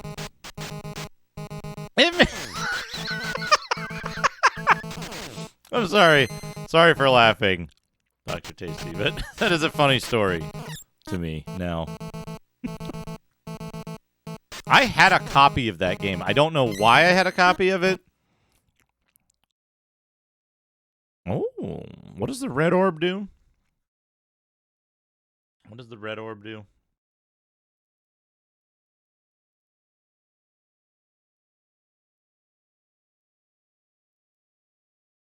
Warps you to the dungeon exit. It's good to have, but...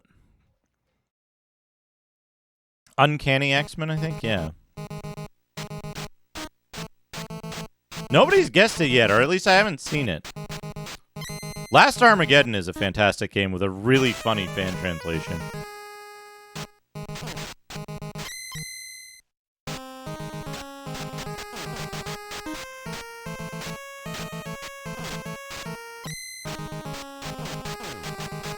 Mortis might know about where to find it.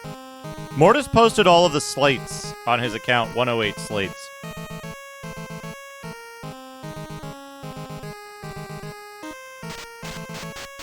Oh no.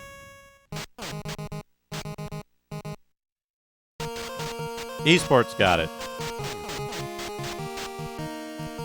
Esports got it. 8 Eyes.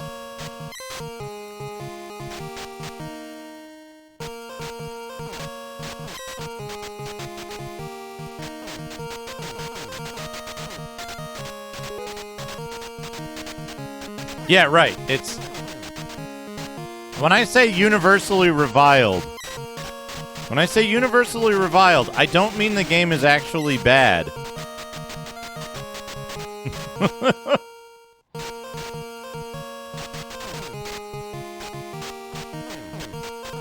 No!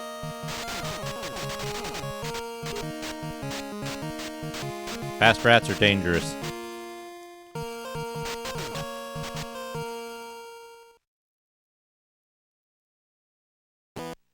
There's a lot of people... No! Fuck, I went the wrong way. I was playing like it was the regular difficulty, not increased difficulty.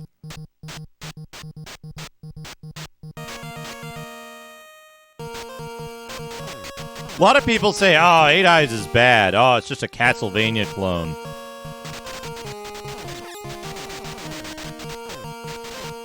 It's extremely difficult and extremely obtuse.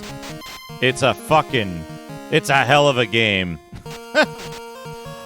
The titular 8 Eyes are,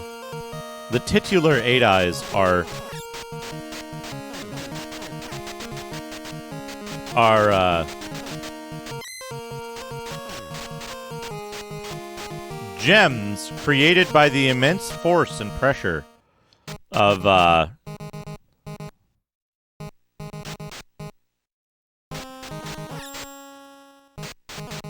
nuclear explosions around the world.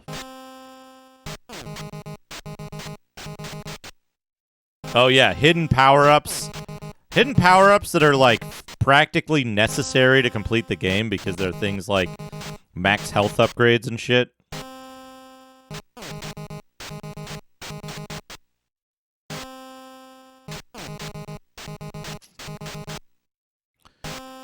Eight Eyes is weird because, like, I'm pretty sure I've completed a loop.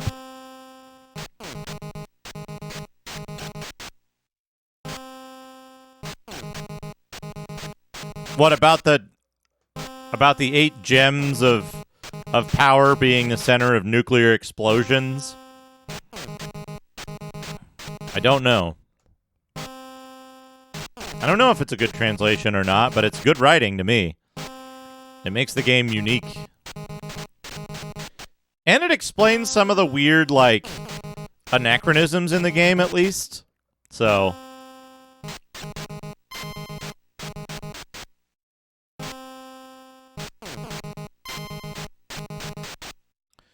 But Eight Eyes is weird because I'm pretty sure I've completed one loop of the game.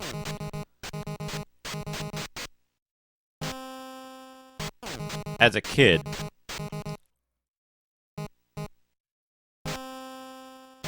With my brother in co-op. Because the game is way easier in co-op. Because Bird Person does everything, right? The person controlling the player 2 does everything. They control the bird. You can control the bird a little bit in single player, but if you're playing 2 player, the bird can go anywhere. And like, if you play it right, you can use the bird to you can use the bird to just kill the bosses.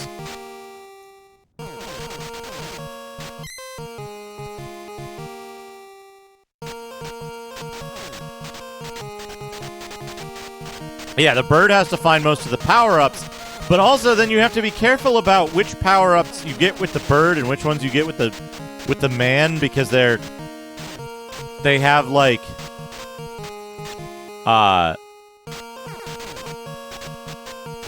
they have different specific power-ups that do nothing for if you get them with the wrong person, I think. Okay. Go left when exiting the shop.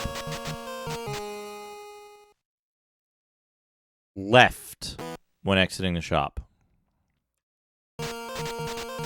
Okay. If you go up, you're going to have a bad time.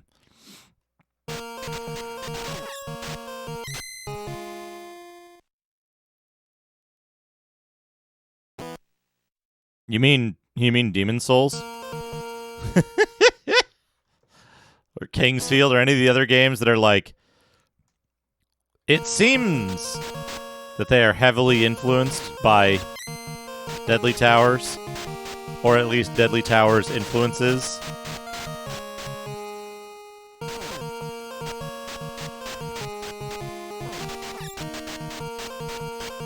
I would really like to get a powered up sword. Enemies are taking a lot more hits now because they're stronger enemies in most places. There's a thing it says in the manual that... Oh, God! Okay, they've got asshole fireballs everywhere now. I was not expecting that. Okay, get to safety. Kill the dust clouds. There's going to be sparks coming up, aren't there?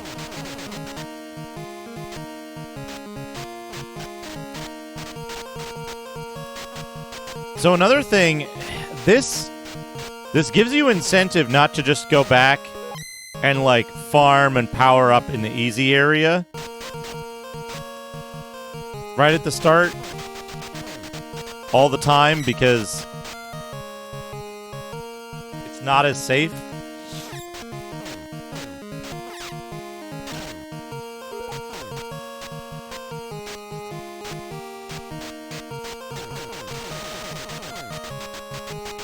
I'm pretty sure I remember these guys. You can freeze those guys if you use the figurine. I'm pretty sure. I could be wrong, but I think that's a way to shortcut through there. If you get it.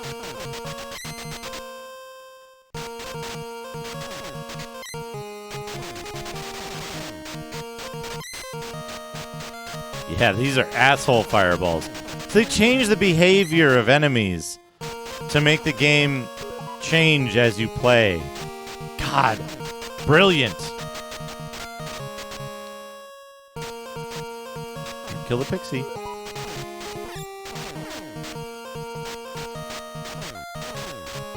That exit down there leads to the other side of those guards.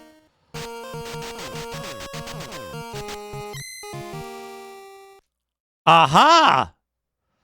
Look at that. Look at that. They were right. There is a shop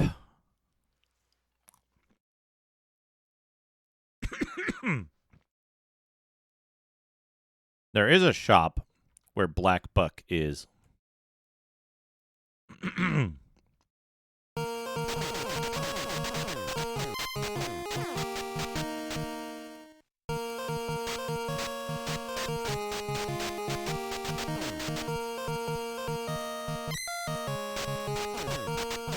Do I want that scroll?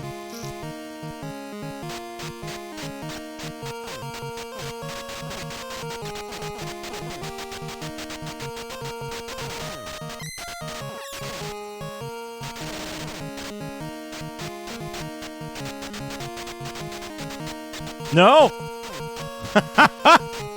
I almost went in the bad dungeon. I almost went in the bad dungeon that you don't want to go into.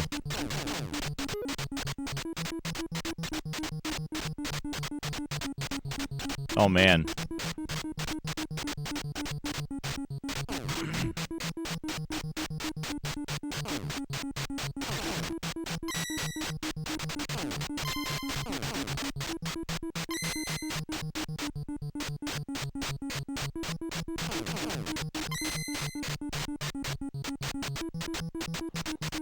Yeah, it does.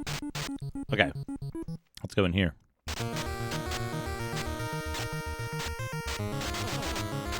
Is this a tower I've been in before? I feel like it is.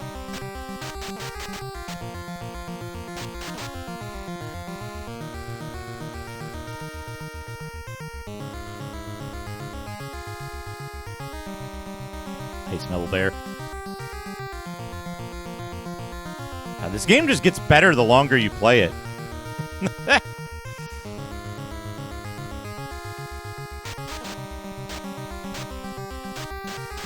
I either didn't remember or for whatever reason was not expecting the, like, overworld difficulty to increase.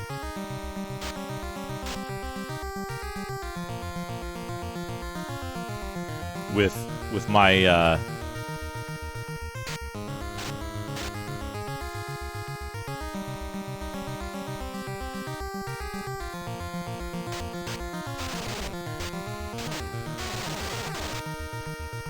You know, it's not the sunk cost fallacy, though. The sunk cost fallacy would be like, well, I've invested this much time in the game. I should see it through to finishing, even though I'm not enjoying it. Right?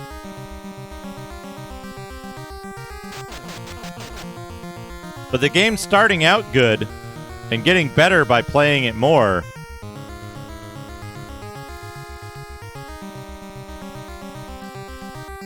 Right? That's not sunk cost. That's good cost.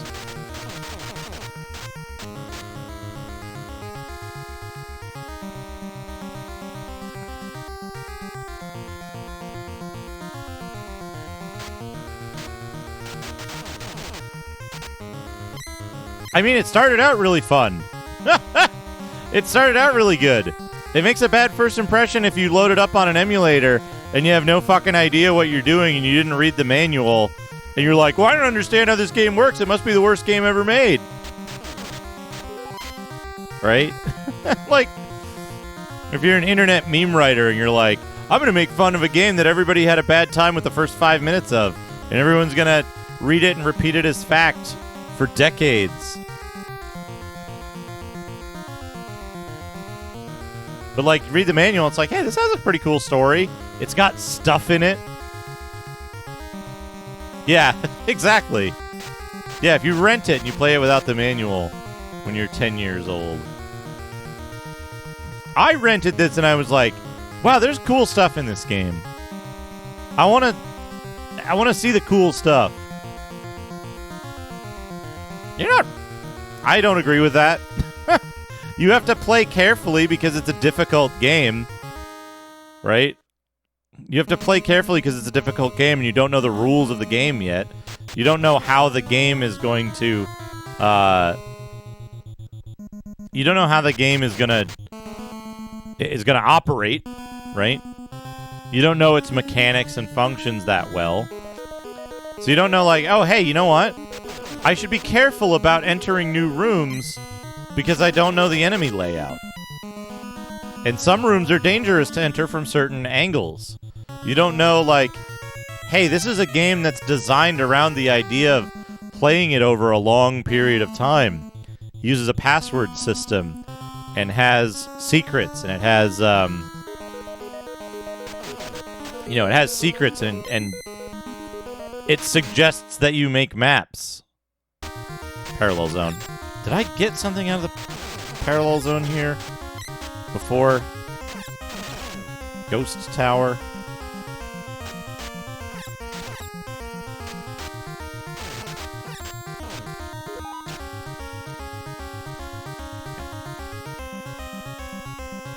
What is that emote?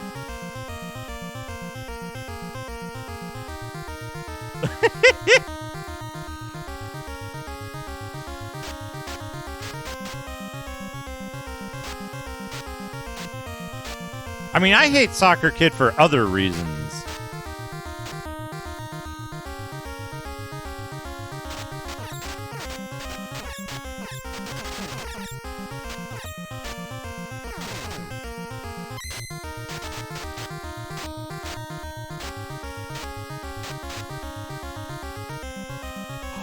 The hyper helmet. Give me the hyper helmet. Oh, put that on. Yes, the hyper helmet.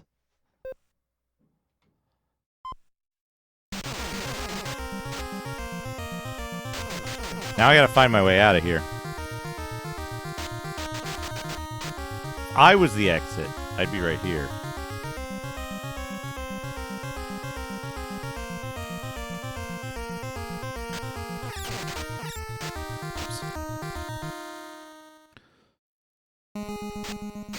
Holy shit, and I got to skip most of the tower.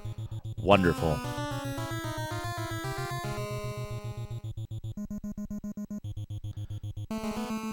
Okay. Okay. Oh shit! I remember this boss.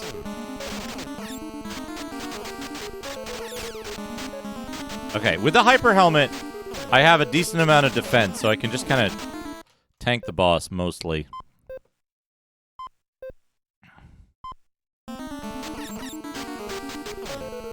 His shots don't do a lot of damage, but his body does. But I'm worried about getting knocked out of the thing. Okay, I got him. Yeah, I can tank the shots. Okay, got him. Got the bell. Alright, we've got everything except the sword now. We got all the good stuff except the sword now.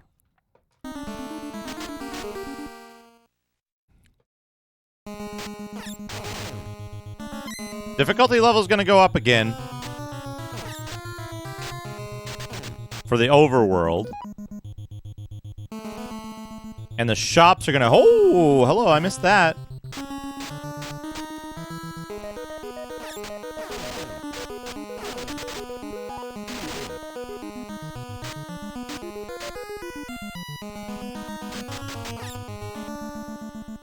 But yeah, this game is... I don't know. This game is really good.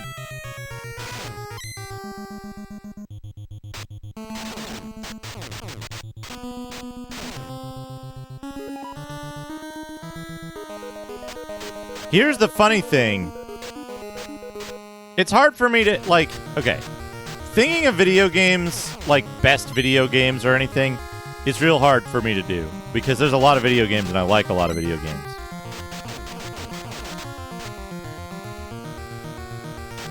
Nothing I can think of, Reg. Just collecting the bells, that's all. We're going to have a bell party.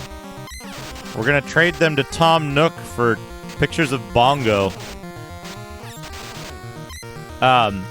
So, that guy was a money before he spawned in fully. She attacked.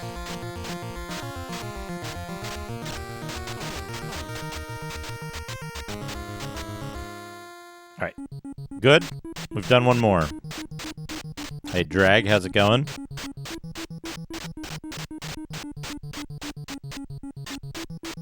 What's this one?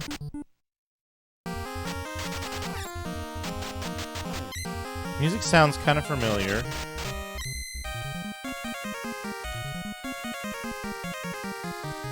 We might not end up with the best sword in the game. We might have already destroyed the tower that it lives in. Secret room. Okay, this is the best shield.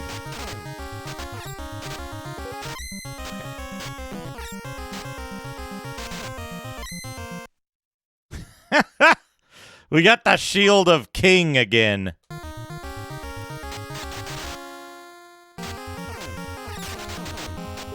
There's actually a reason why they let you get the good equipment again a second time. Which is that if you're a dumbass, you can replace your equipment with worse equipment. But you'd be a dumbass if you did that, so I'm not going to do that. I am going to go in this tower, though. This isn't like a second secret room, is it? No, I think it.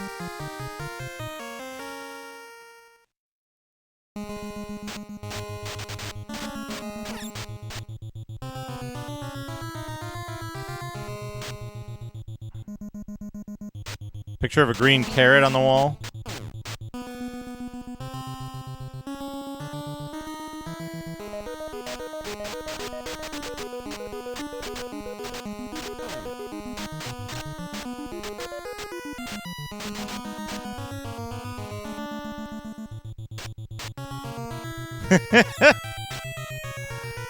You know what it reminded me of? Has anybody ever read the Bugs Bunny Carrot Machine book?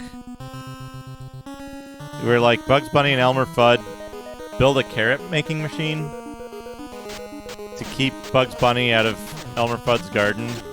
And then Bugs Bunny gets greedy and breaks it, and his solution is to just go to fucking Elmer's garden anyway. Hey, Nocturne, how's it going?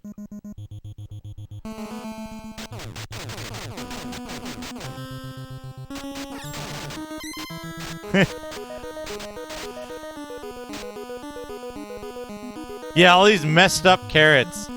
But it's actually I think Bugs Bunny is yeah, the taste is fine, but it's square. Oh, it tastes good, but it's green. He's just extremely picky and and annoying about it.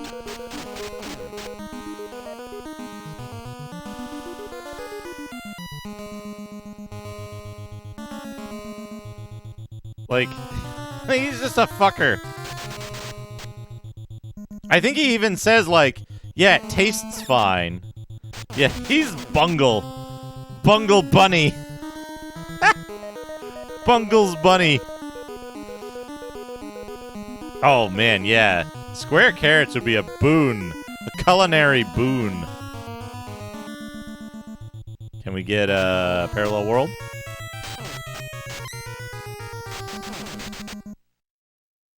Oh, it's a secret room. Well, here's a thing we won't have an opportunity to test. We've got a figure. Yeah, they grow square melons.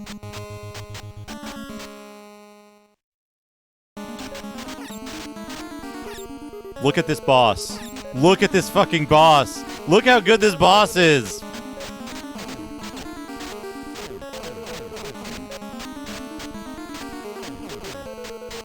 Also, did it say beet plant?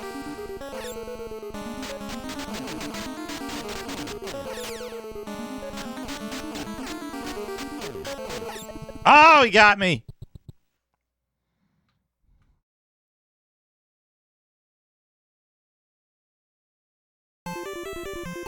I gotta...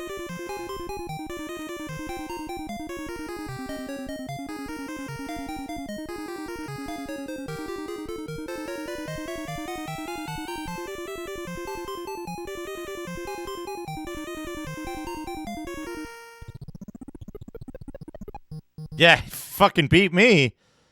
That's for sure. All right. So this is 4 bells, everything but the sword. Now, the question is, can we get the sword?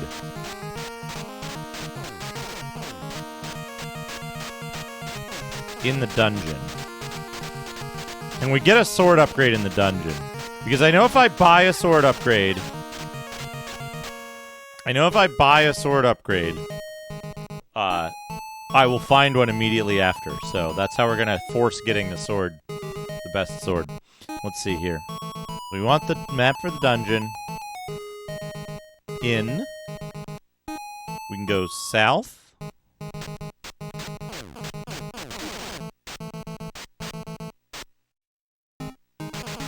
West. South. South. There we go. What? A key? What does the key do?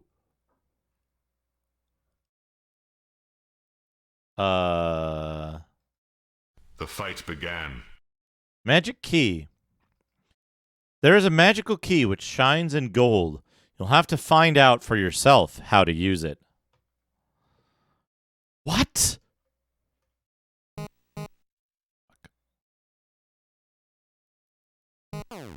Fuck.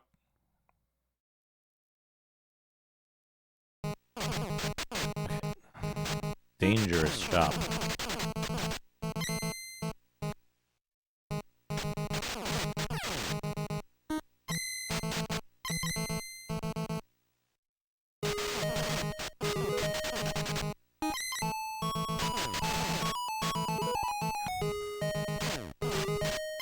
Hey, don't discount all those, don't discount all those British-made NES games.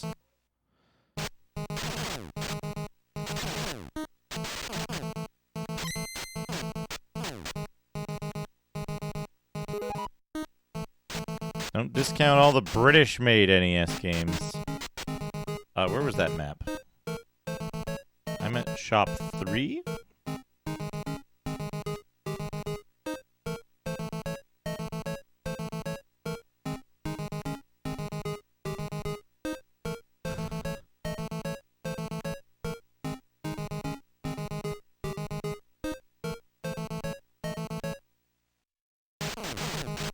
Yes. Okay.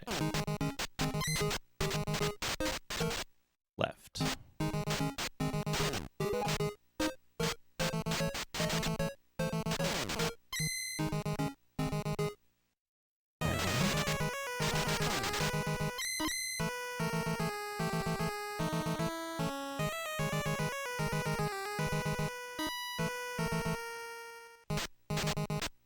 Down left. Down.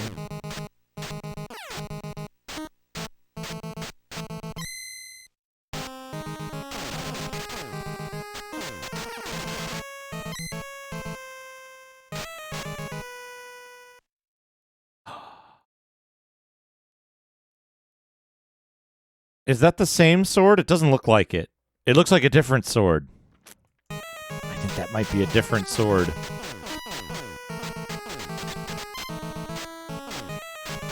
Where can I find... Those are not a good enemy.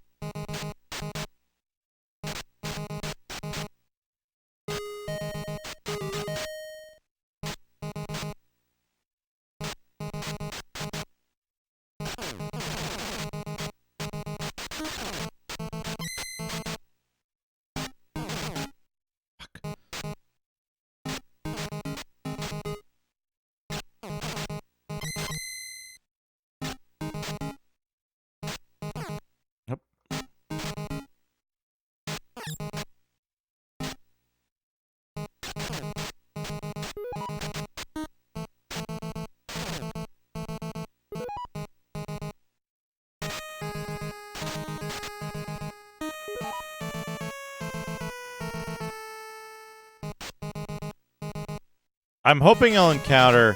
Whoopsie. I'm hoping I'll encounter a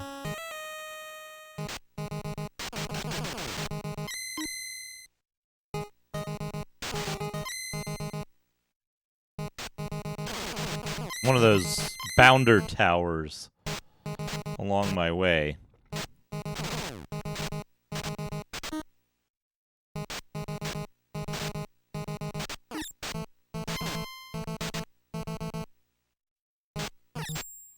Yeah, the caveman Bud Spencers are pretty good. That's the blue gauntlet. Fuck. Fuck. There's one bug that gets me a lot of the time in this, which is if you press left or right immediately after leaving a shop, you'll re-enter it because of the pixel that you're on.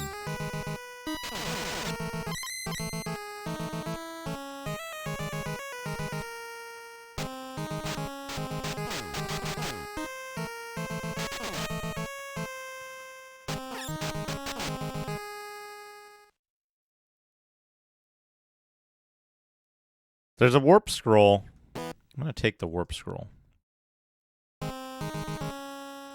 Oops.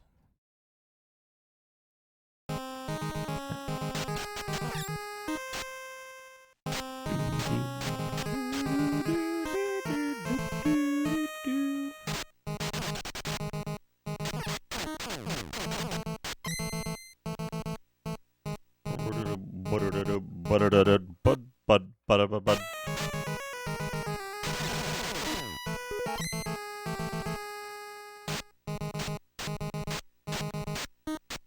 It wasn't like one of these rooms, right? No.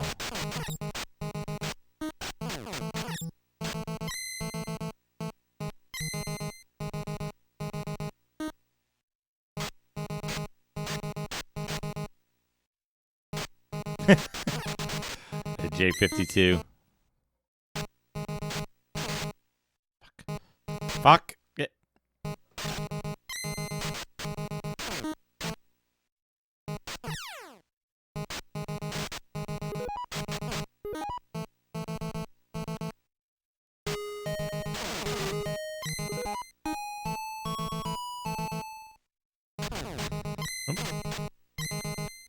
It's one thing they didn't mark on their the crayon child of times past has not indicated where the good farming rooms are. Ah!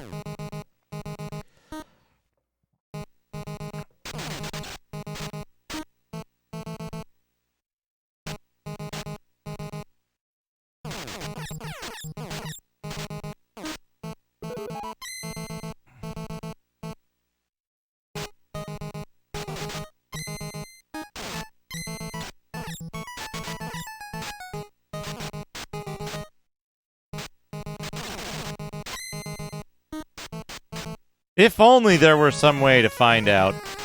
But, alas.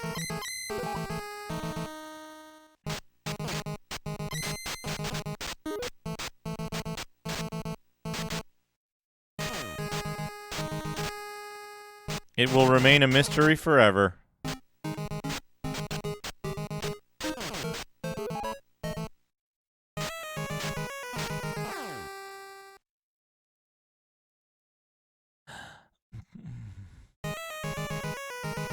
Almost. Ah!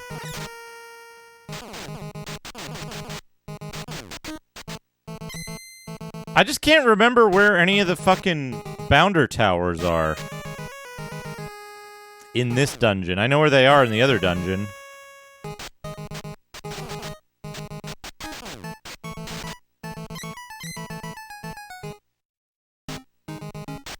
I can't tell if that sword is the same sprite as the sword that I already have, though, is the problem.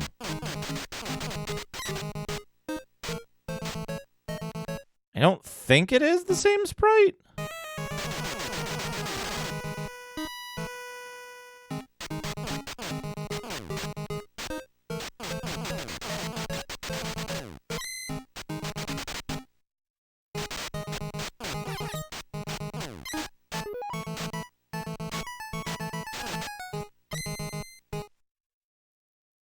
Oh, that's a blue scroll because I'm a moron and I didn't read it. I didn't look at the right part of the scroll. Okay.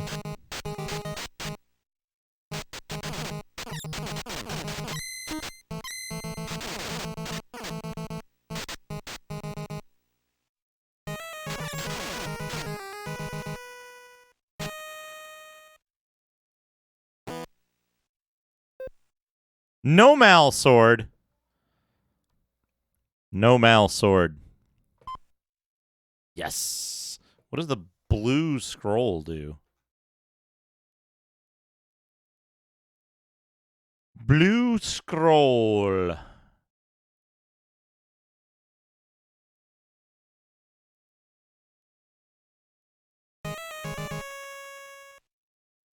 I don't think we want to use the blue scroll.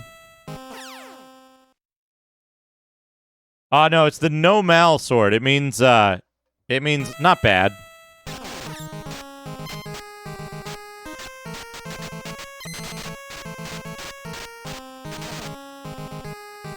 Hey, El Gavati, how's it going? Yeah, this sword is significantly more powerful. I think it might be double the power? So the blue scroll warps you inside the dungeon. You may warp to a closed room, so I don't think we want to do that. I have almost become lost.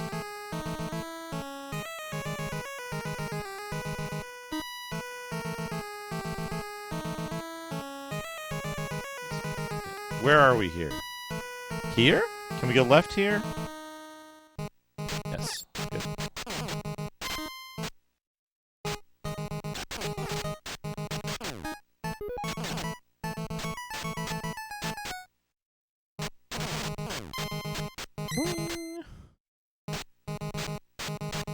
The rare fourth Marx Brother NFT.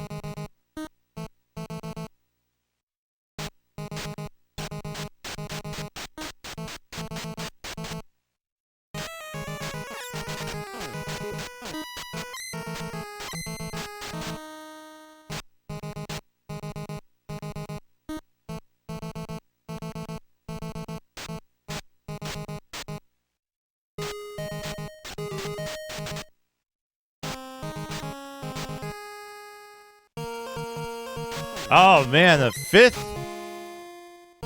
fifth Marx Brother, star of the Marx Brothers film Gummo. Well-known Marx Brothers film Gummo.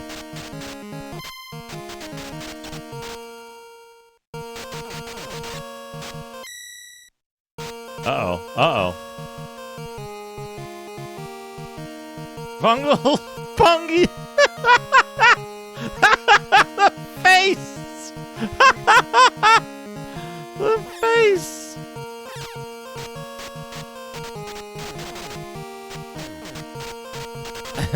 Dino knows Gummo, the famous Marx Brothers movie Gummo.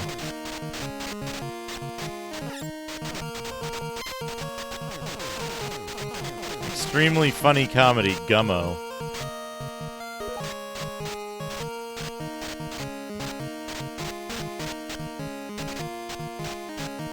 It kind of looks like a Planet Laika character to me.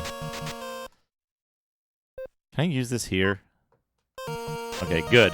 I didn't want to use that by accident, because it could get me stuck.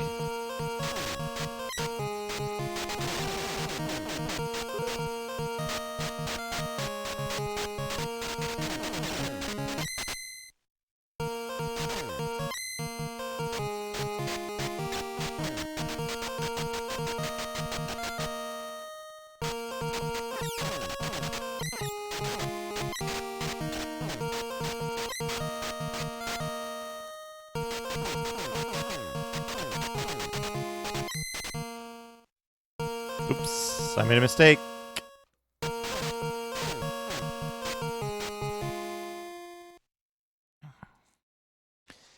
Is that a red scroll?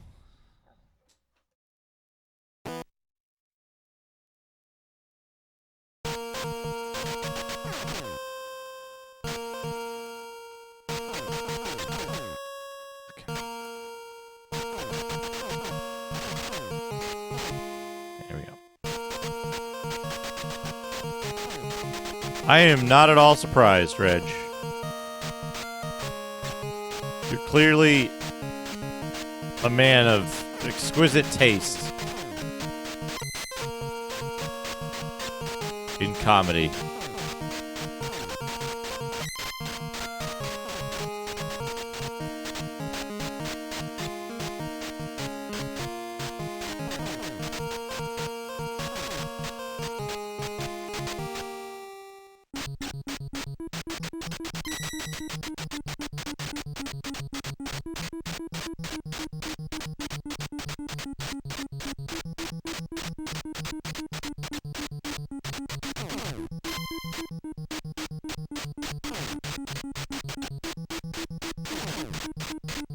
Love this music. Yeah, from Neural Blender.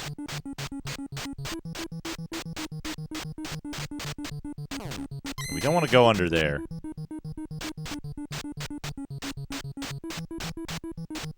There's a hidden penalty dungeon down there.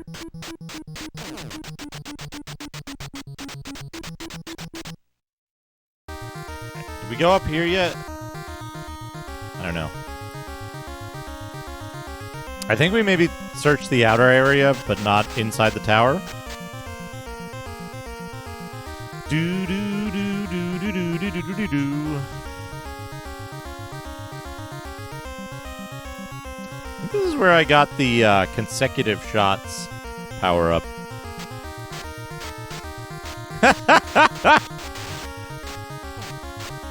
Yeah, Gummo, the famous fifth Marx brother that they made a whole movie about.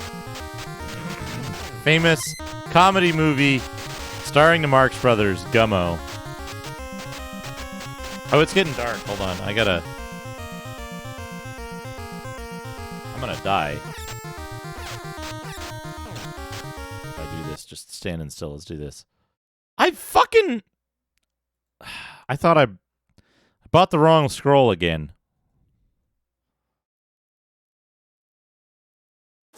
Let's make it a little brighter in here. There we go. Do we want to increase the white balance?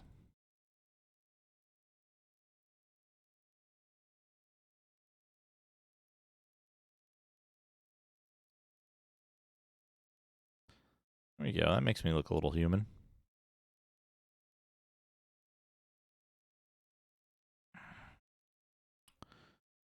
Back to the NES. Here we go.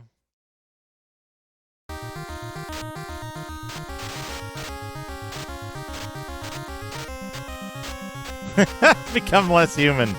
Detroit, become less human.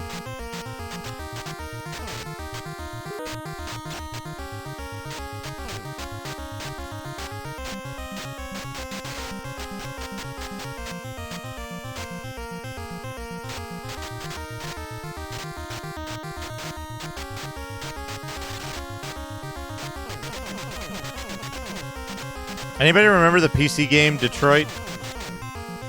That was like kind of massively broken. Parallel Zone.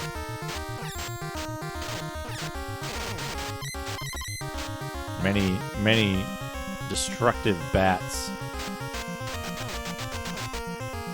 Yeah, the one where you develop cars and you try to sell them. And then the game gets fucking broken like halfway through because the developers just like never finished it. Okay, yeah, we did get this.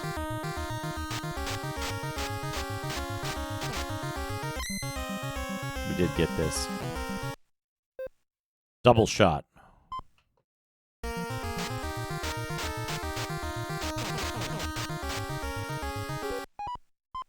Double shot. Can't add more shots.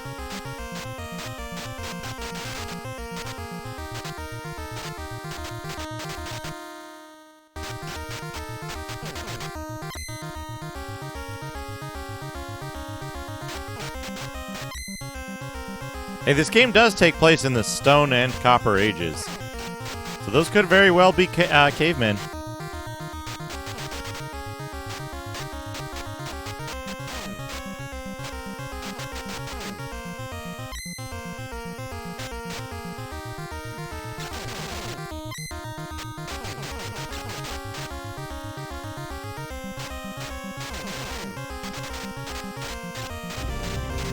think I'm being followed. What could they want from me?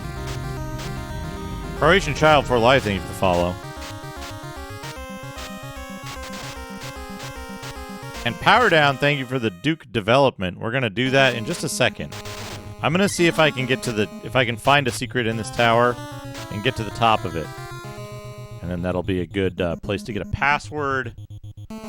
Either way, whether I finish the tower or not. And to switch over to Duke development. If you don't mind the wait. Joe and Mac is a documentary.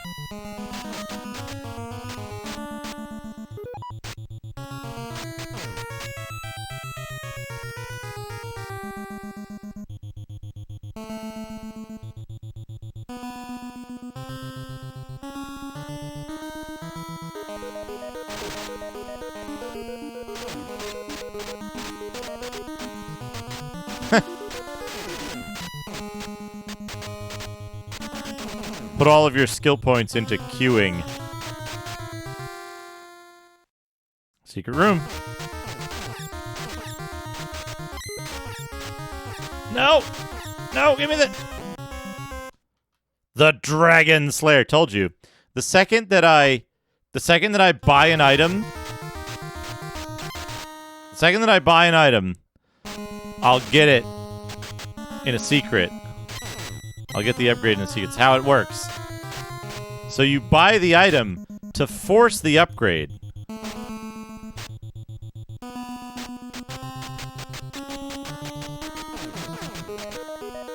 we go. Now we're gonna go try to beat the tower.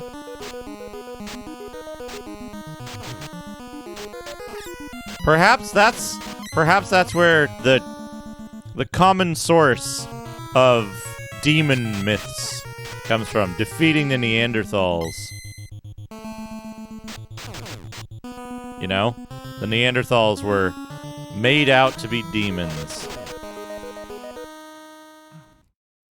Great burn! Oh, shit! Yeah, nice burn. Great burn. What a good boss. We're way more powerful now, though. Got him. Sick burn. Okay, we've got 1, 2, 3, 4, 5 bells. We've got a full set of equipment, right? I can't imagine anything better than this. What else could be better than this?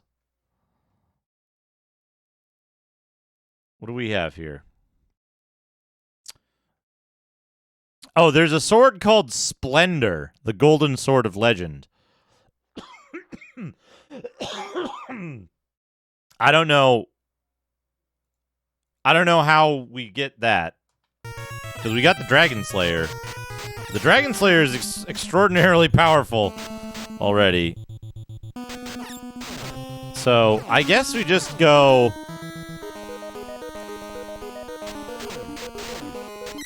Go back to fucking Root Vegetables Tower.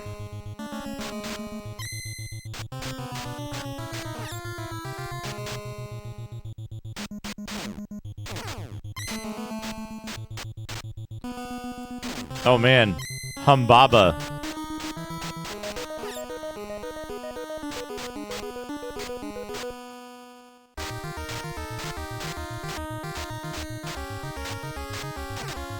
I need to die, but regular enemies kill me very slowly.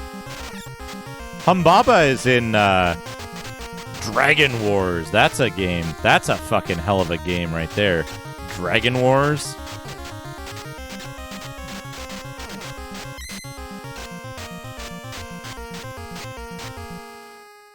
Can somebody look at a thing real quick? Can somebody confirm something for me? Is Splendor in one of the towers? Whoops, I didn't mean to do that. Shit. I thought I could walk past without getting hurt. Fuck, I did it again.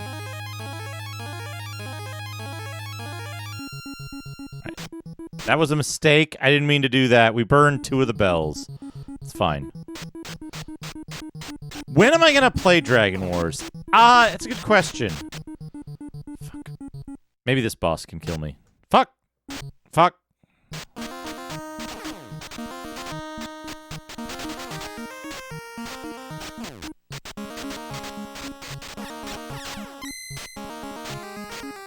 Requires research. Some fool said that money is now growing on trees. Ha. You'll have to climb one final pathway in order to reach the entrance of Rubus Chamber. There are a number of bats that you'll have to face on the way up, as well as the large fire ghosts. Do your best to avoid getting hit on the way up.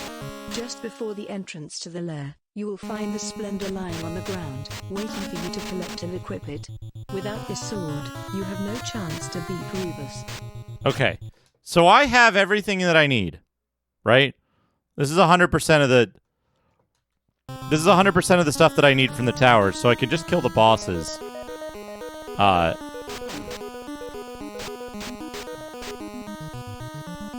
Since you get it in the final area.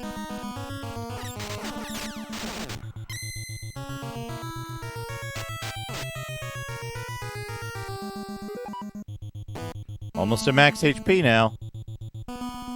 Max HP. This game is good.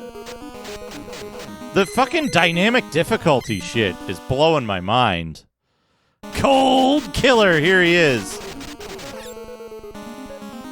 Oh. Well.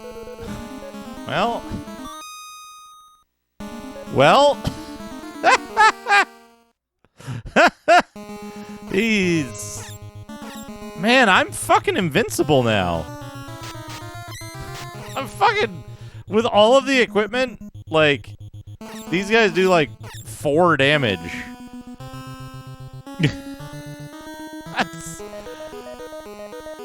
I'm gonna go fall off a thing.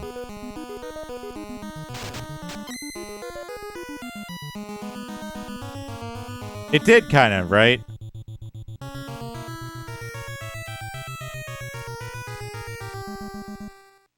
Okay. I'm gonna go kill myself on purpose so that I can get a password and, like... Also confirmed... Magnus raged that he was the Axeman. Accidentally killing the sprite dropped my letter to 0. It's easier to accidentally kill the sprites when you shoot 2 dragon slayers at a time.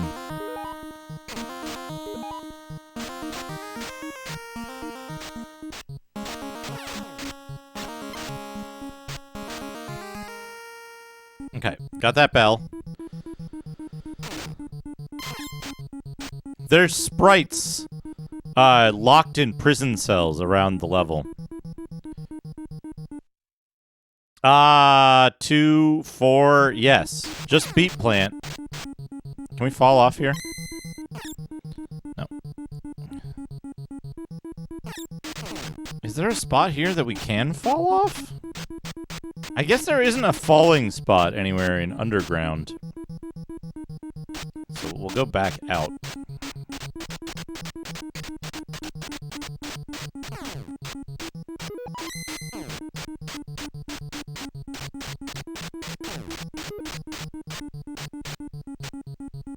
I want to get a password so that we can do,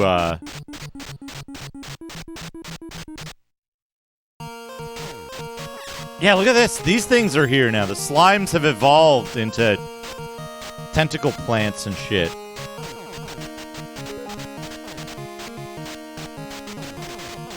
Holy shit, look at the fireballs now! They're fucking dangerous.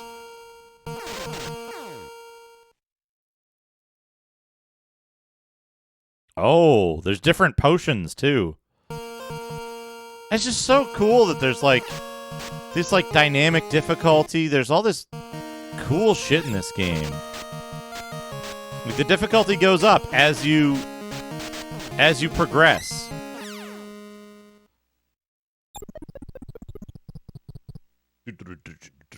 I love the death sound in this. I think it's really good. All right. MS Paint. Paste. Drop, save as. 6 bells, all stuff. Okay. Now, I'm going to... I'm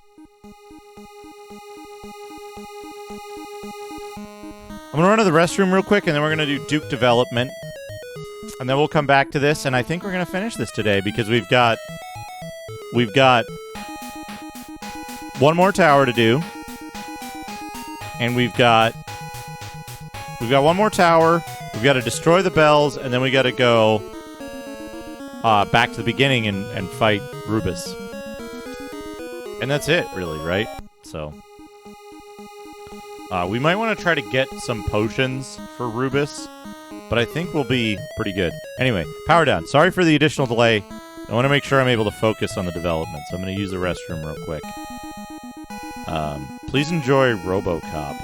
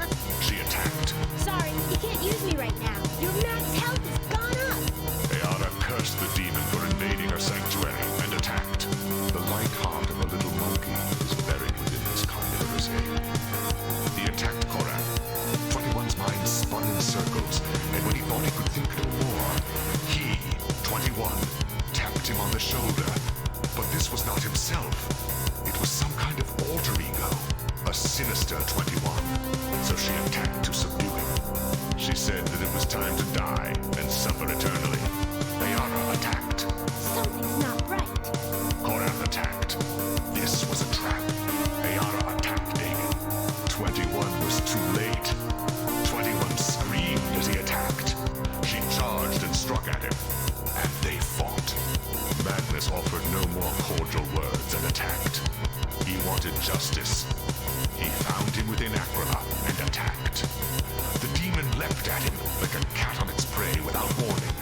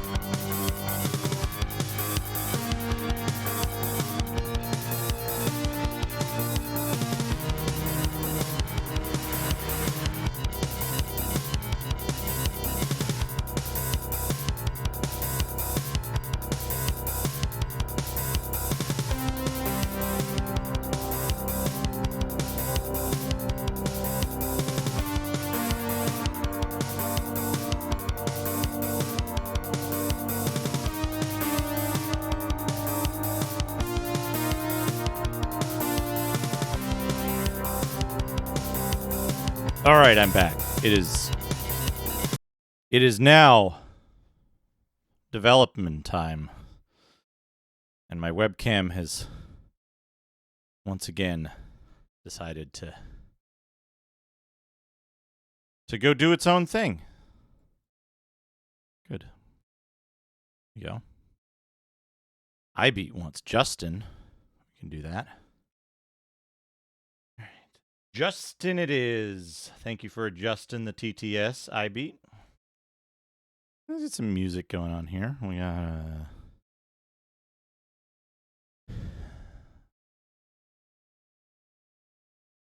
this. Good. Just in time. All right, Power Down, you here? I hope you're here. We're gonna start some Duke development.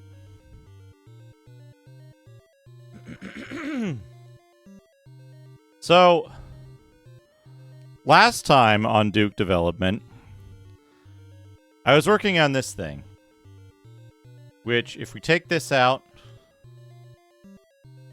and we put this in,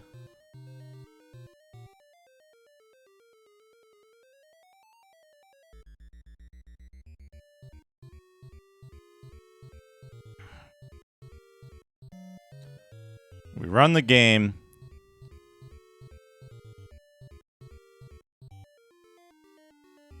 We see two things. One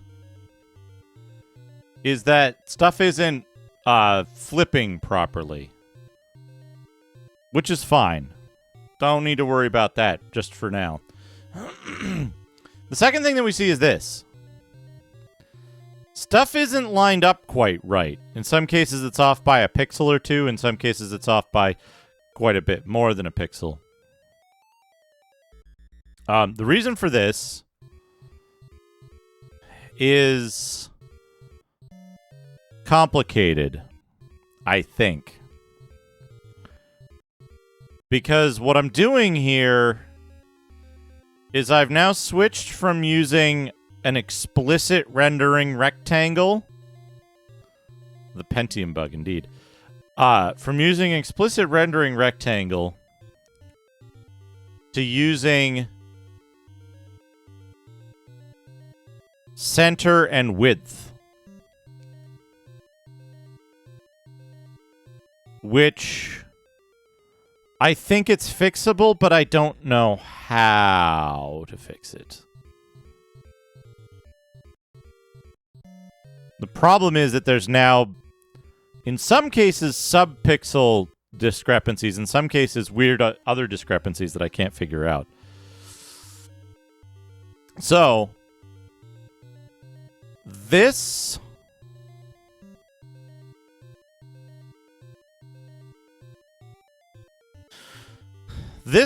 AL create sub bitmap doesn't seem to take negative width as a value. So I would need to make, in order to use the rotation class, I would need to make a new object that was a, like, rectangle object that could return a center point and a width that would work with negative numbers and give the correct source and width based on it being negative.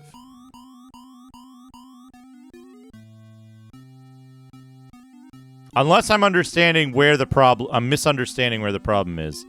But the mirroring that I was doing was telling it, hey, flip these rectangles around, right? And then in my configuration file for the camera, which we can get up here,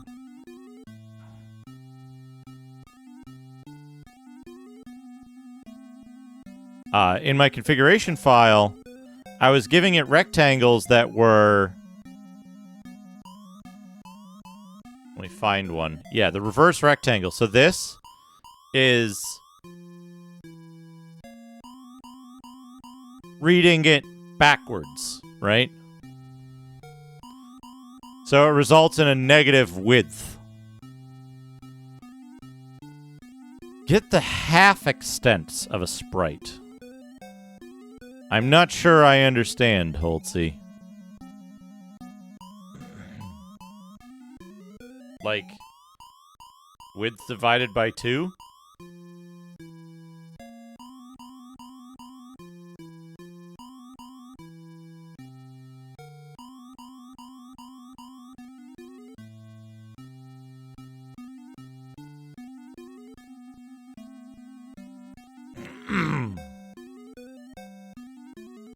Well, I have to tell it to.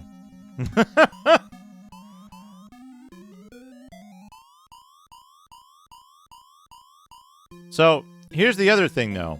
I was using AL Draw Scaled Bitmap, and the thing that I was looking for...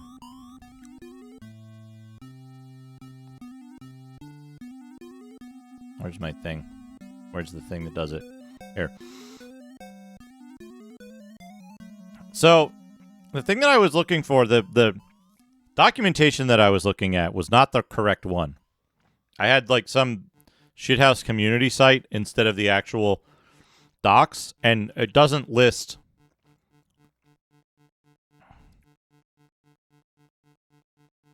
the correct function that I wanted to use.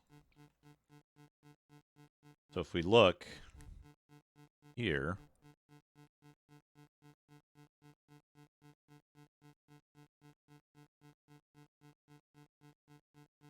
we can remove rotated from this.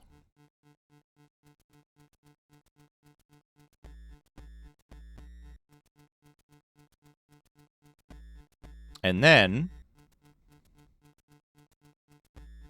right? All right, what do we need to do in here? Please tell me. Okay, here we go. Bitmap. Color. Source X and source Y.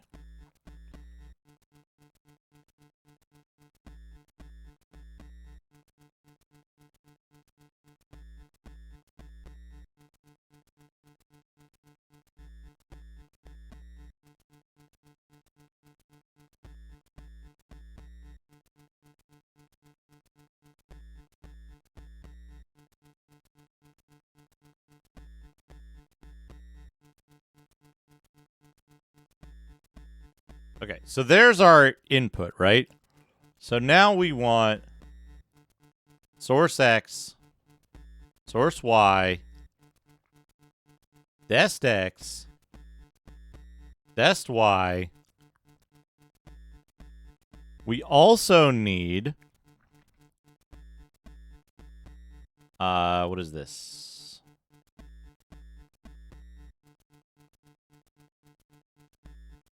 Floats. So we need float. Source W, we need float. Source H. These two we can change to float. Dest W. Float dest H.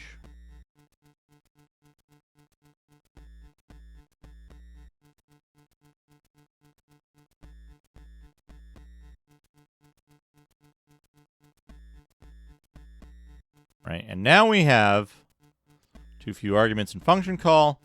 So for this, we need to call it with basically the same values that we have here. We don't need to use a sub bitmap. We do need to use a tint. So we're going to call it with, I think bitmap is valid here? No.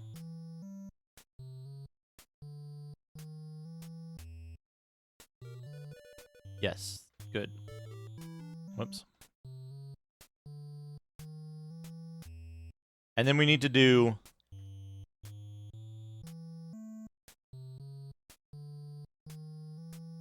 Source X. Source Y.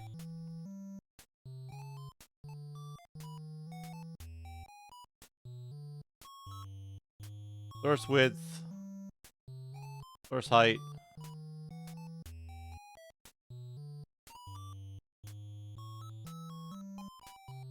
Float screen X. Float screen Y.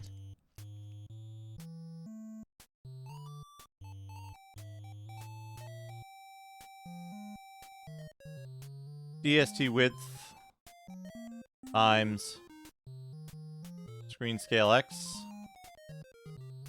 DST height times screen scale Y. Sure. Now run it.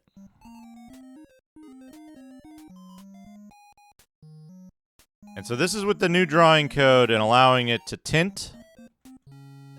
Floors are working correctly. It's flipping correctly. All this stuff is lined up correctly. None of the walls are falling apart. Now,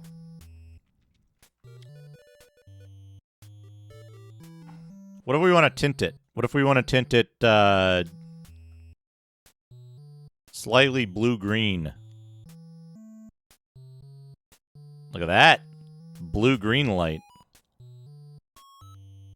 What if we want to tint it kind of reddish-orange?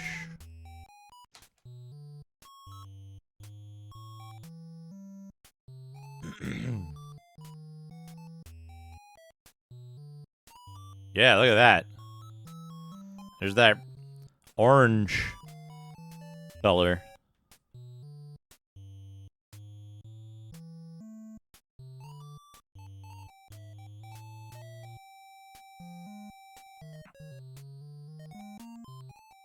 Easy. Easy. So now, the next thing we're going to have to do when we do Duke development is we're going to have to fix up some of this stuff. Also, thank you to BNU for pointing me to the correct source of documentation for Allegro. I appreciate it. Okay, things to do. Here, to do. Make tint. Tint needs to be something read from file and multiplied by a level lighting value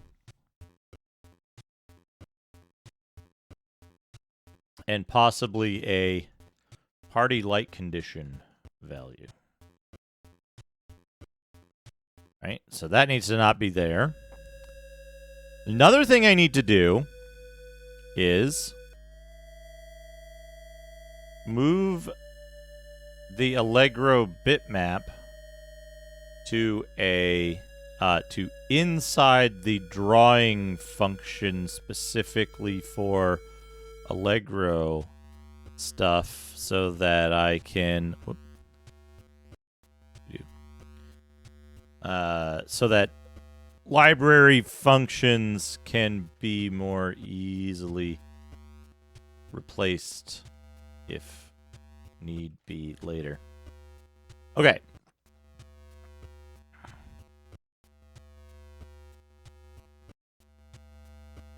So there's that.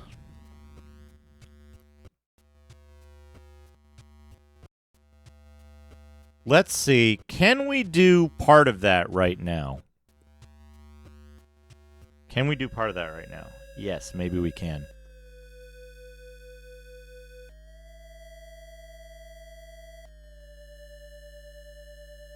Equals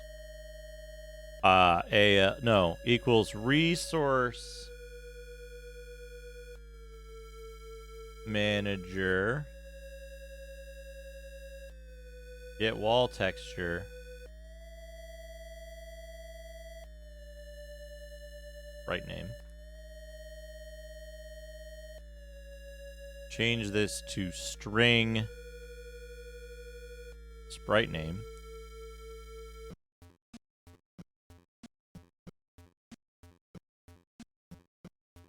whoops, I mean std string.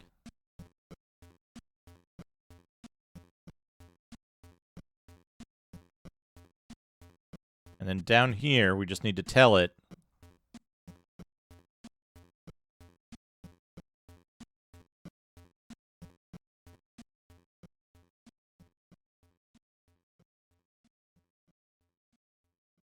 where am I?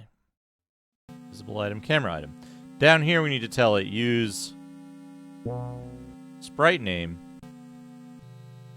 instead. Now I need to make sure that update self, update bmap. Okay. Sprite name equals texture name.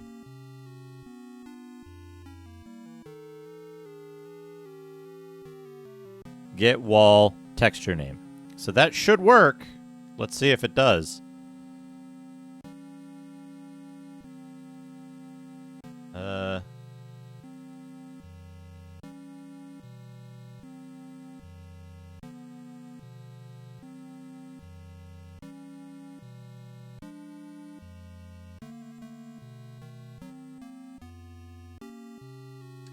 Oh. Whoops.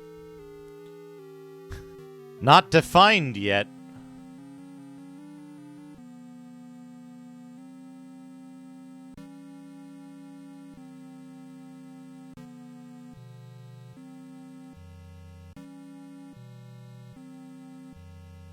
Yeah, there we go. Look at that.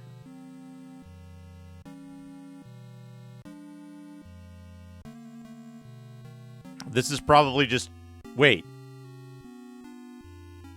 This isn't creating because it's just getting it out of the resource manager, so I don't need to worry about destroying it. Good.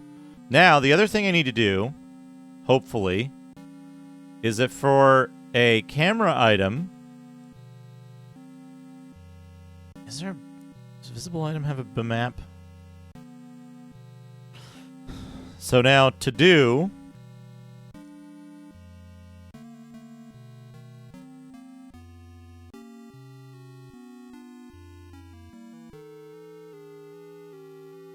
Then clean up all the references to bmap in the scene graph classes. Okay. Save. Ah. Okay. So we got that.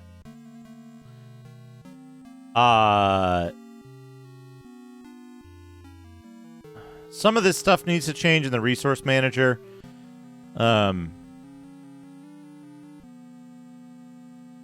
This class should use library-specific objects.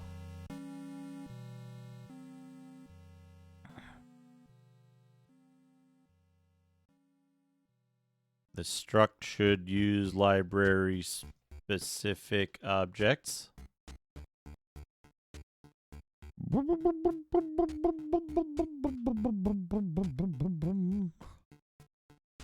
Rename this function later.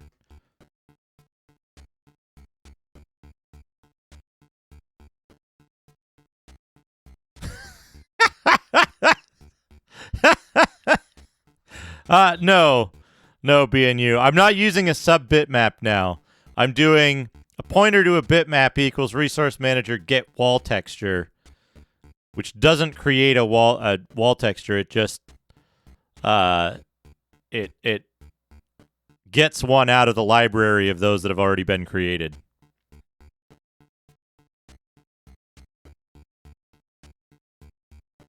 These never get destroyed because this only gets unloaded on exit. But presumably I can just go like this for wall texture, walls, destroy bitmap, and the bitmap of the thing. I think that'll be sufficient. I haven't written any destructor code yet.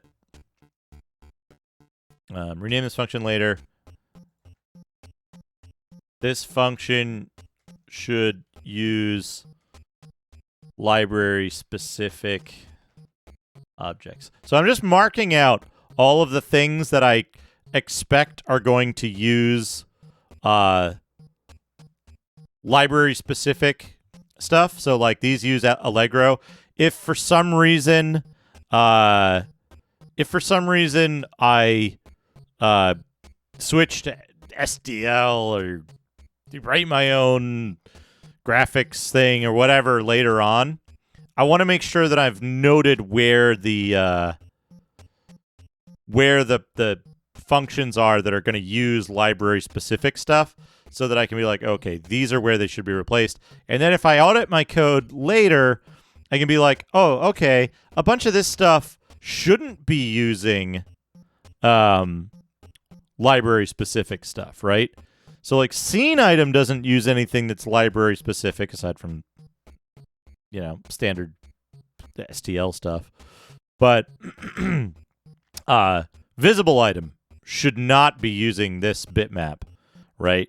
When it draws, it should be drawing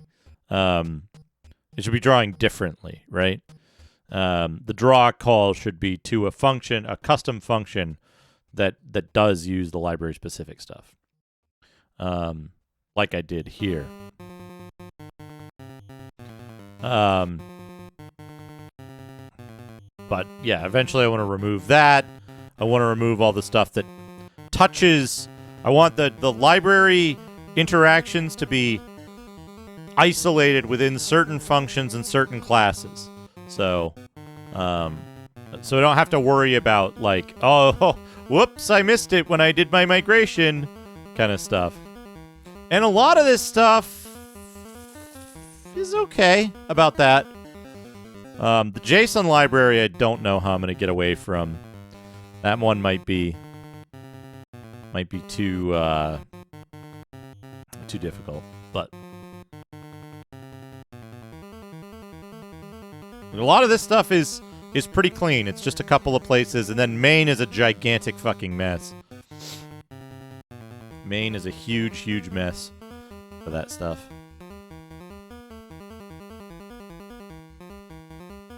Because this is all code that I haven't touched yet. There we go. Custom drawing function, tinting working now.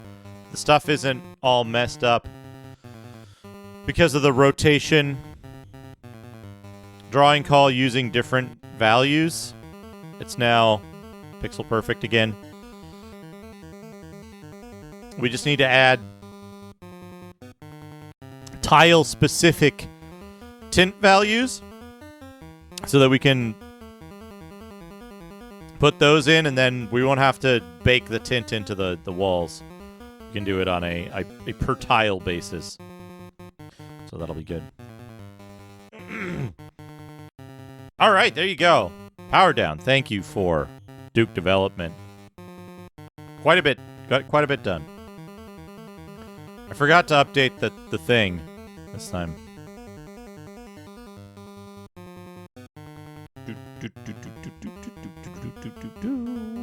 Yeah. Save.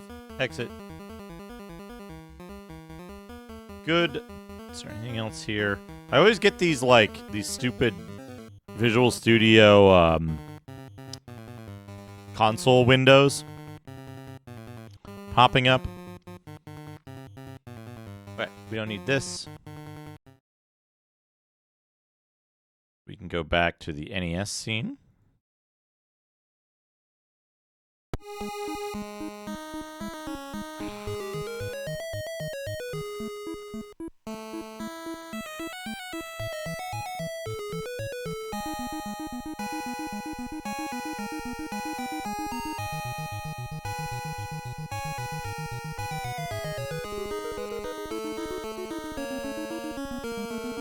The bells. All right, start up.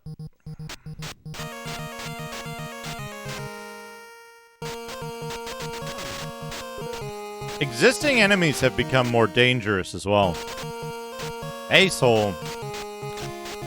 Adjusting the TTS.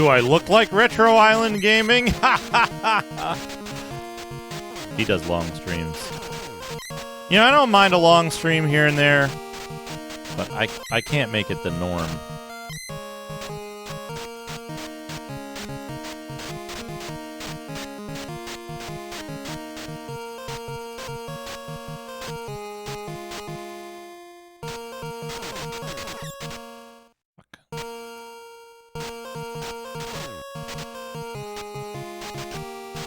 Too much hair.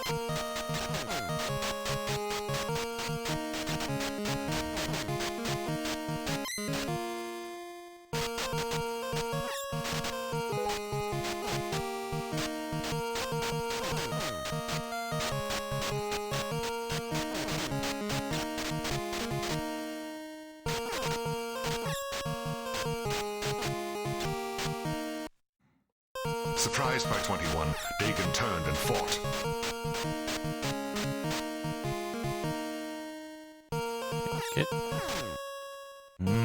These fireballs are dangerous. This should be black buck slayer. The shop here. What's the chance that the potion on the right is the red drink and the shopkeeper's an asshole? Let's find out. No, it's blue drink. Good. Yeah, gimme. Oh, and we can get whatever the one on the left is. 2 blue drinks and one of these. An orange drink. Sunny D!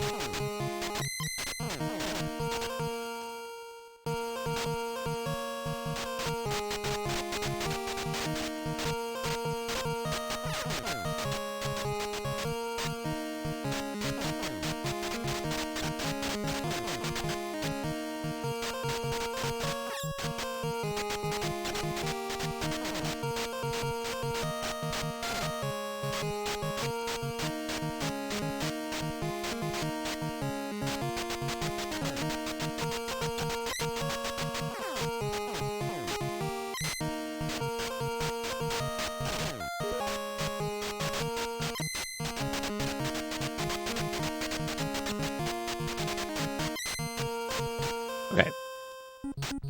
Into the underworld. Now we got to do 2 more towers. But we have all the stuff that we need. So we can just do the... Oh, no, wait. We don't even need to do 2 more towers. It's just 1, right? Yeah, just 1.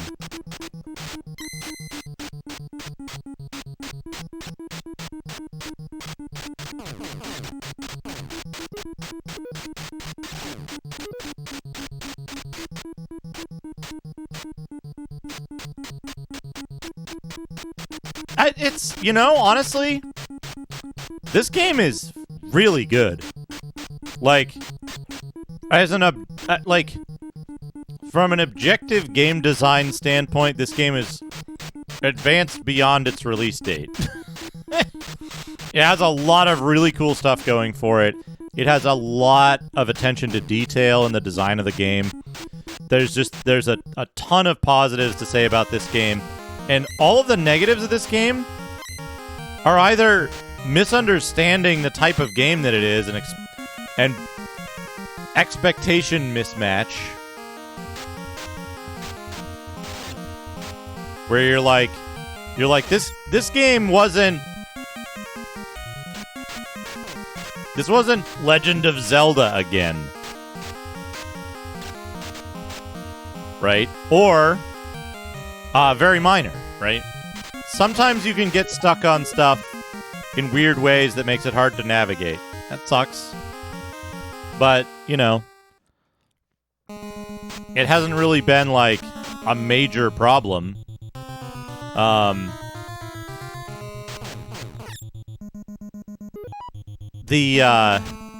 There's some weirdness with, like, how HP increases and, passwords interact. Sometimes it's weird, like how you leave shops when you're in the dungeon is a little weird sometimes. But other than like minor stuff, the game is held together really well in terms of technical aspects. I almost got stuck once because of some weird funky collision, but beat Plant's room. I'm going to beat Plant.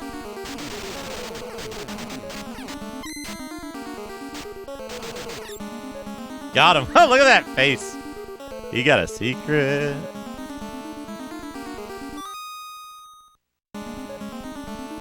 I think the big thing is that I think the big thing with this game is that a lot of people got their opinion of this game. And I've thrown my slippers all over the floor somehow. They got their opinion of this game. Yeah, I know, right? New opportunity. Plush dolls of Deadly Towers bosses. Cold Killer was a pretty good one. So, I think a lot of people got their opinion of this game from one of two sources. One, playing or renting it as a kid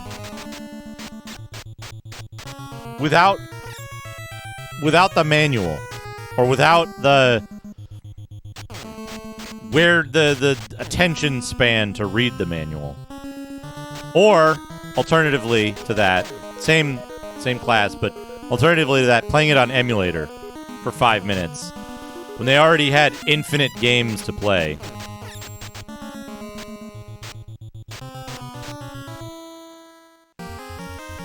I love the music in this game. I think it's really well done. It also serves as a navigational marker in the gigantic dungeons.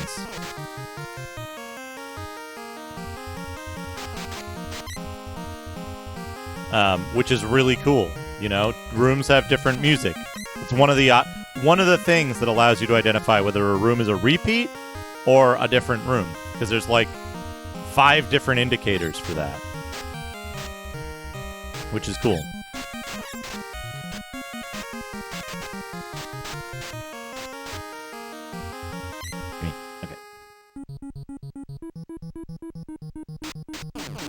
Unpausing the game teleported you somewhere. I'm not aware of that. I haven't encountered any behavior like that. Other than, there are items that teleport you around the world. We're gonna burn the bells now. We've got 4 more bells to burn.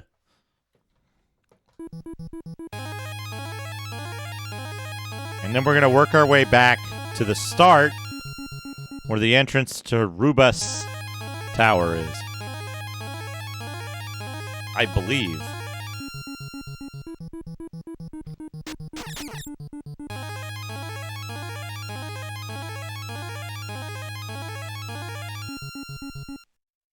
Now, bear in mind,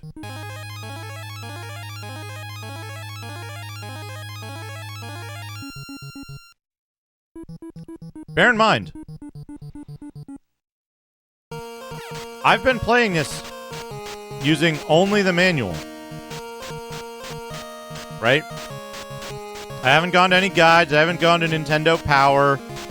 I haven't gone outside of what the game provided me to figure this game out.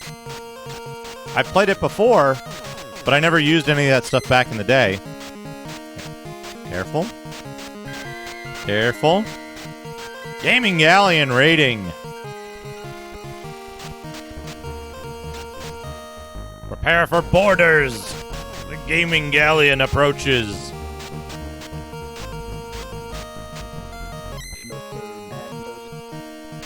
Welcome, Gaming Galleon and Raiders. We're playing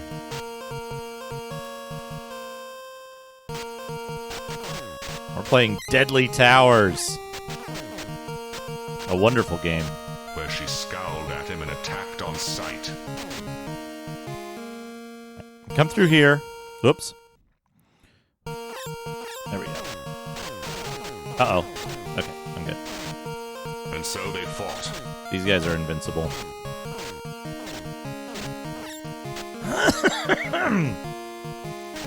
Now, don't get me wrong. I think a lot of games are made more enjoyable by having some kind of additional guidance, right? I think Nintendo Power was good for Nintendo games, right? A lot of games are hard to figure out. I wouldn't suggest for a minute that people shouldn't use Nintendo Power or any resources available to them if it makes their gaming experience better. For me, I want to know, like for real, what was this game like if you played it without a guide, without... Holy shit, that was close. Without the modern trappings of the internet in, in 86, 87, right? What was that experience like? Was this game good at the time? And the answer is yes. This game is really fucking good. It has dynamic difficulty, where as you progress in the game, earlier areas become more dangerous. But not all of them, only the outdoor areas, the ones that you need to retread. Go in a dungeon, it's the same. Basil. Thank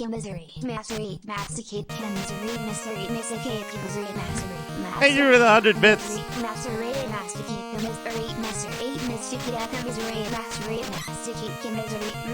This machine hugs. Thank you for locking in, Justin. So now this door that was closed since the beginning is open. Call Miserate.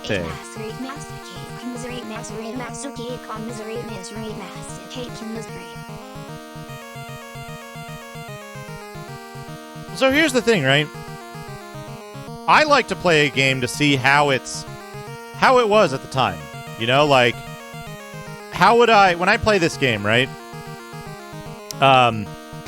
When I played this game at the time, what would I have had access to? That's what I like to see, you know? I want to know what the game was like. And then, like, if I find the game is not enjoyable in that fashion, what can I add to make the game better? Does it play better with a guide?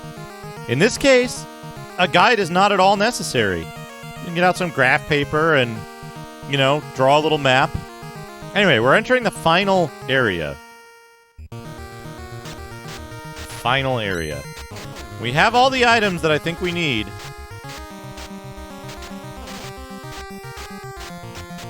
Oh, look at that cool ghost. Big enemies in here.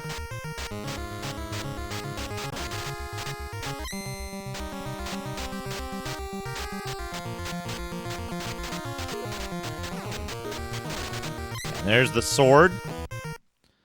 The Splendor sword. It's got an exclamation point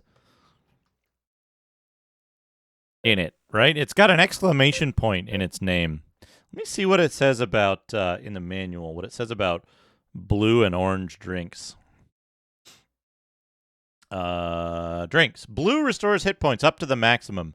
Orange restores 100 hit points. So we should drink our orange drink now.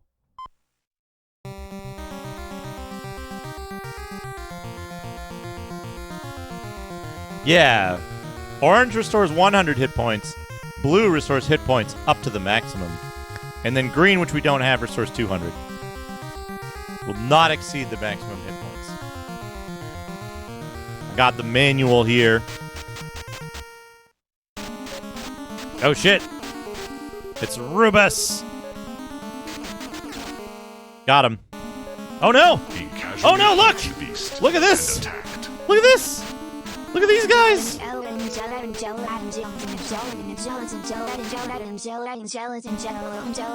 Shit.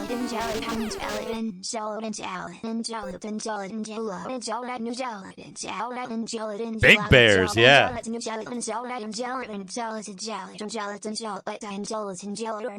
Basil, thank you for the 100 gelatins. And so they fought. Undulating. gelatin, gelatin, gelatin, gelatin, gelatin, gelatin, gelatin, gelatin, gelatin, gelatin, gelatin, gelatin. Undulating gelatin in jail. Thank you, Baseball, for the 100 gelatins. Wait, here we go. Got him. They joined battle. Oh shit, all the bells! Holy shit, he had a lot more bells in stock. Is that time? Did I win?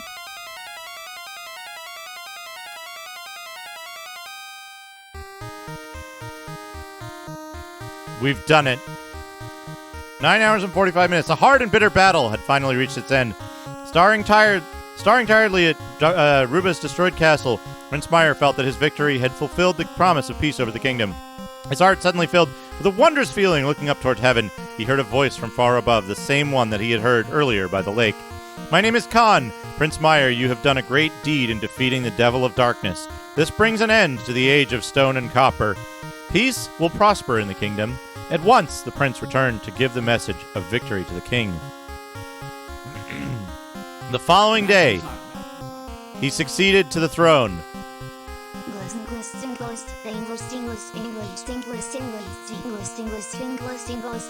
I gotta skip this. People of peace and prosperity for 1,000 years until the coming of the Iron Age, the revival of the devil of darkness. Once the ending is done, Basil. Thank you for the 100 bits. Look at this. There he is in his dress clothing. His father. He succeeded to the throne. Peace will prosper in the future. The little smile. James Mercury, thank you for the follow. Okay, now we're on staff roll. We can play alerts. I think I'm being followed. Replay Baseholes What alert. do they want from me? The Glistening. Mr. R. Nagasu. Mr. J. Wink. Basehole, thank you for the 100 bits. Sorry I had to stop that. In the middle. Mr. Brave Bull. Hey, Gliston. Glisting. Christine. Vox you.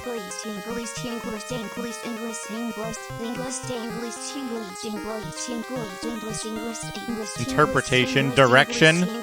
Mr. Scott. Basehole, thank you for the 100 conferences. Hardware.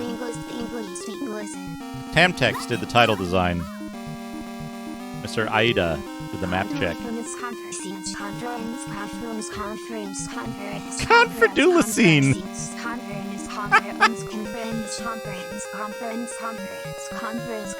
Deadly Towers by Broderbund Software. Copyright 1986, IREM Corp. Planning and programmed by Lennar. You are victorious. This story is over.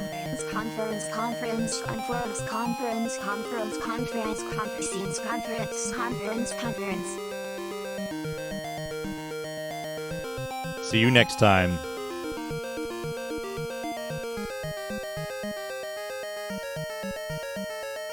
Hold on, I need to save this somewhere. I need to save this somewhere for a purpose later. See you next time. The Age of Iron.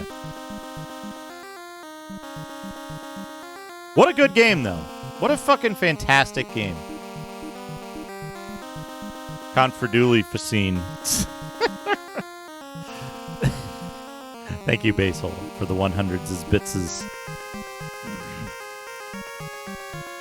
What a good game. What a fantastic game. You know, it occurs to me, I don't think I actually did ever finish this game. The alien thinks this is not impossible enough. So what I wanted to do...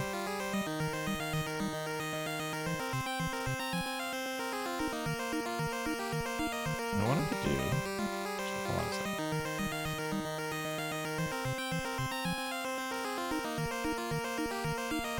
There we go. What I wanted to check is if...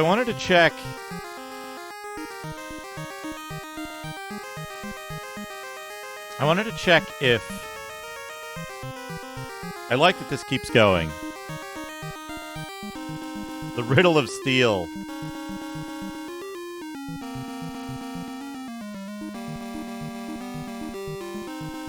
It's a fantastic game. It's a really, really good game. This game is... Honestly, it's been the biggest surprise in terms of quality and fun on the NES. I think... Biggest surprise, definitely. I think it's been one of the best... It's definitely the biggest surprise. I can't...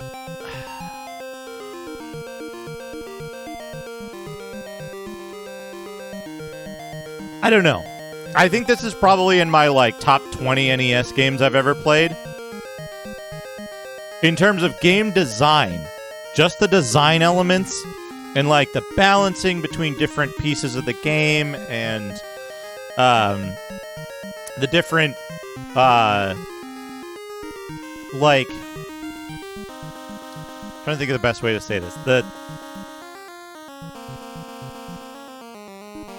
balancing the different pieces of the puzzle of game design for this, it might be one of the most, like, holistically, comprehensively well-designed games on the NES. Like, it's startling how good many of the intertwined mechanics of this game work together, and just how smartly made it is in a design sense. There's stuff about the game that could be better, right? Like, you get stuck on little stuff. There could be a bigger variety of enemies and stuff like that. What could they want from me? Taizo, thank you for the follow. Basehall, thank you for the 100 fraudulent bits. I mean, the bits are legitimate, but the word.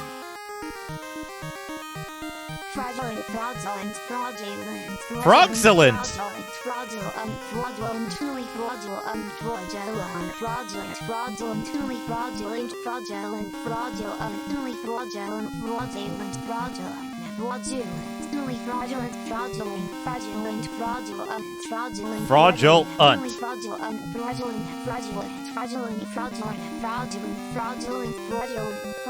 What if we did this? What if this was an emote?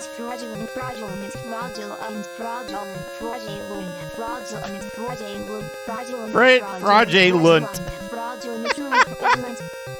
Baseball, thank you for the 100 jaundice. Yeah, how all the parts fit together. And like...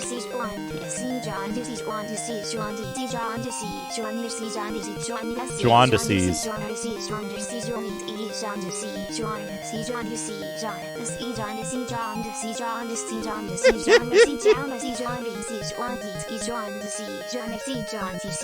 Do you want to see? Do you want to see?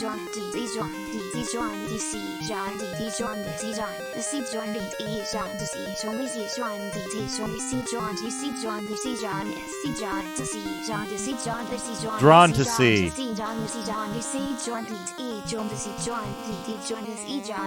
see. Drawn to see. Thank you, Basil. So, yeah, the way like all the different parts fit together, the way all the different parts fit together, the way the individual parts are designed. What the hell? Imp, what are you doing? Why is export image broken? The way all the different, Are you... Oh! It... Good. It hid something behind something else. Okay, good. Quit. Don't save.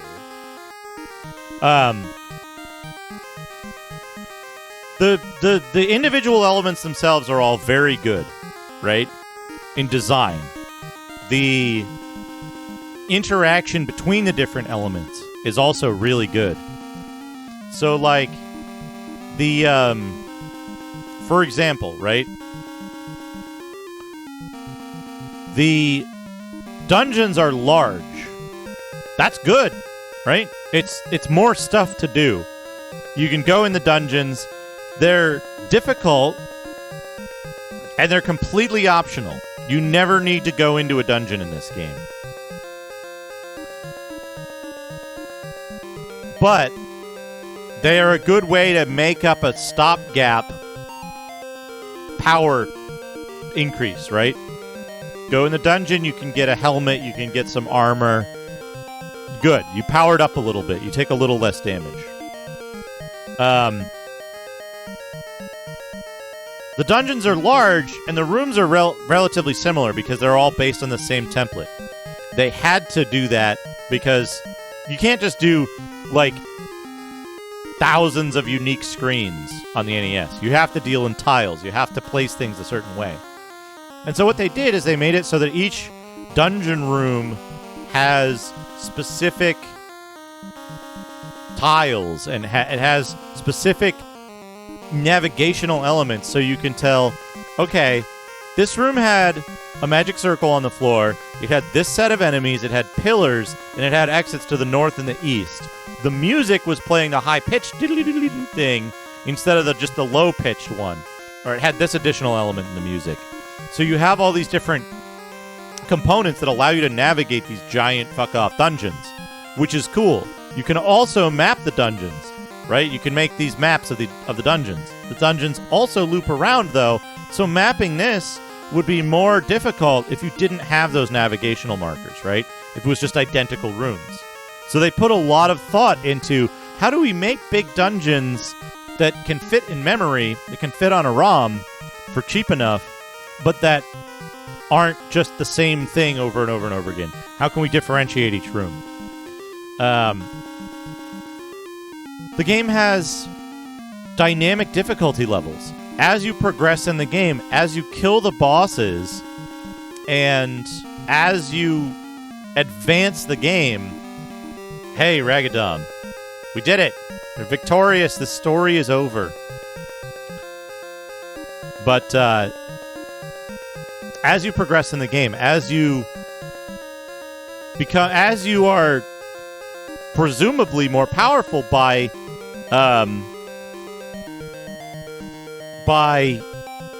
defeating the bosses, as you become more powerful, you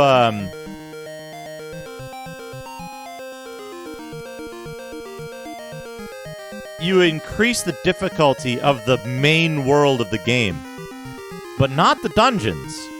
That's kind of important. You can always go back to the dungeons to deal in the lower difficulty stuff, so that you can power up a bit more to deal with the now more dangerous overworld. The bosses are really cool. Like, they don't have a lot of frames of animation or anything like that, but they're good designs and they're cool. They're named bosses. The parallel zones, right? So there's a couple of things that happen in the towers, and they explain all this in the manual.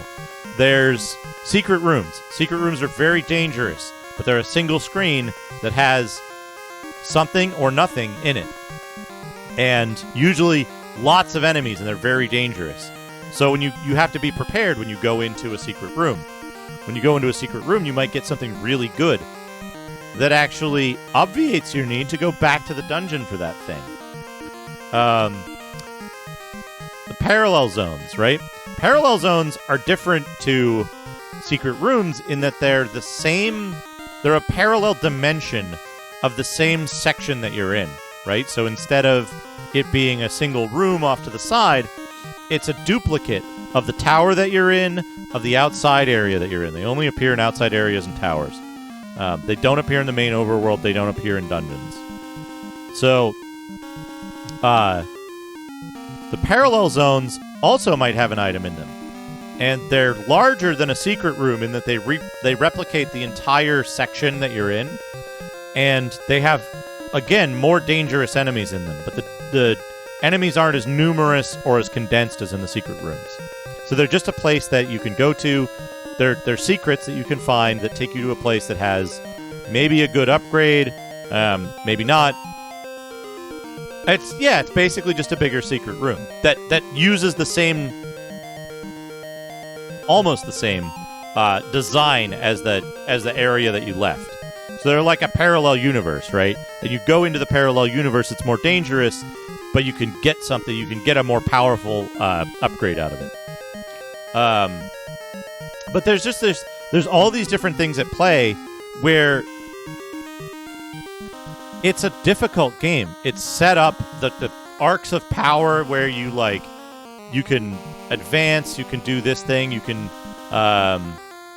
do all this stuff.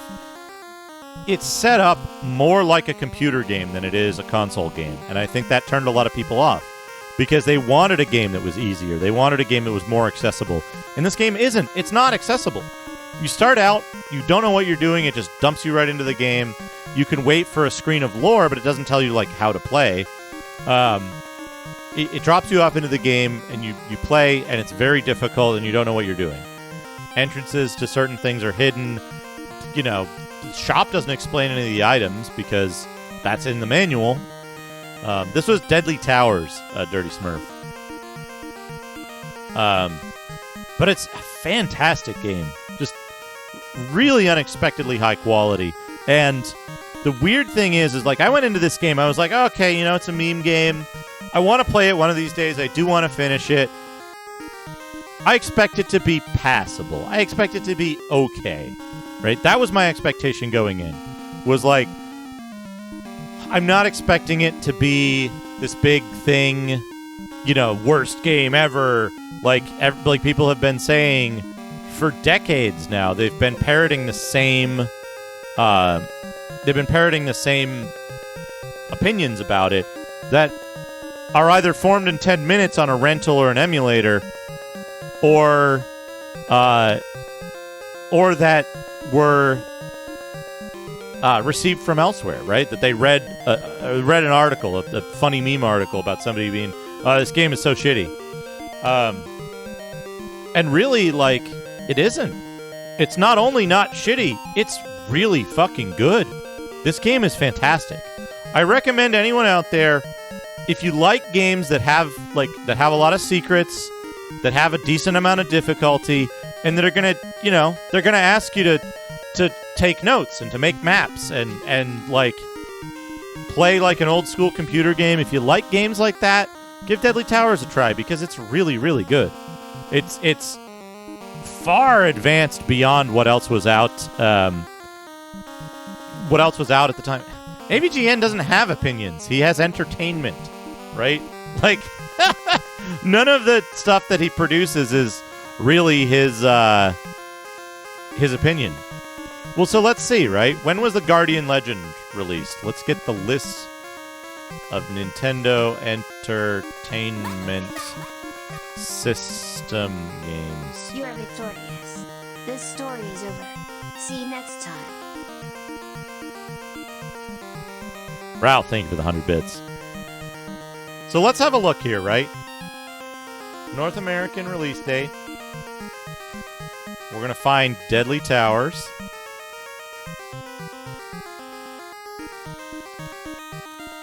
September 1987.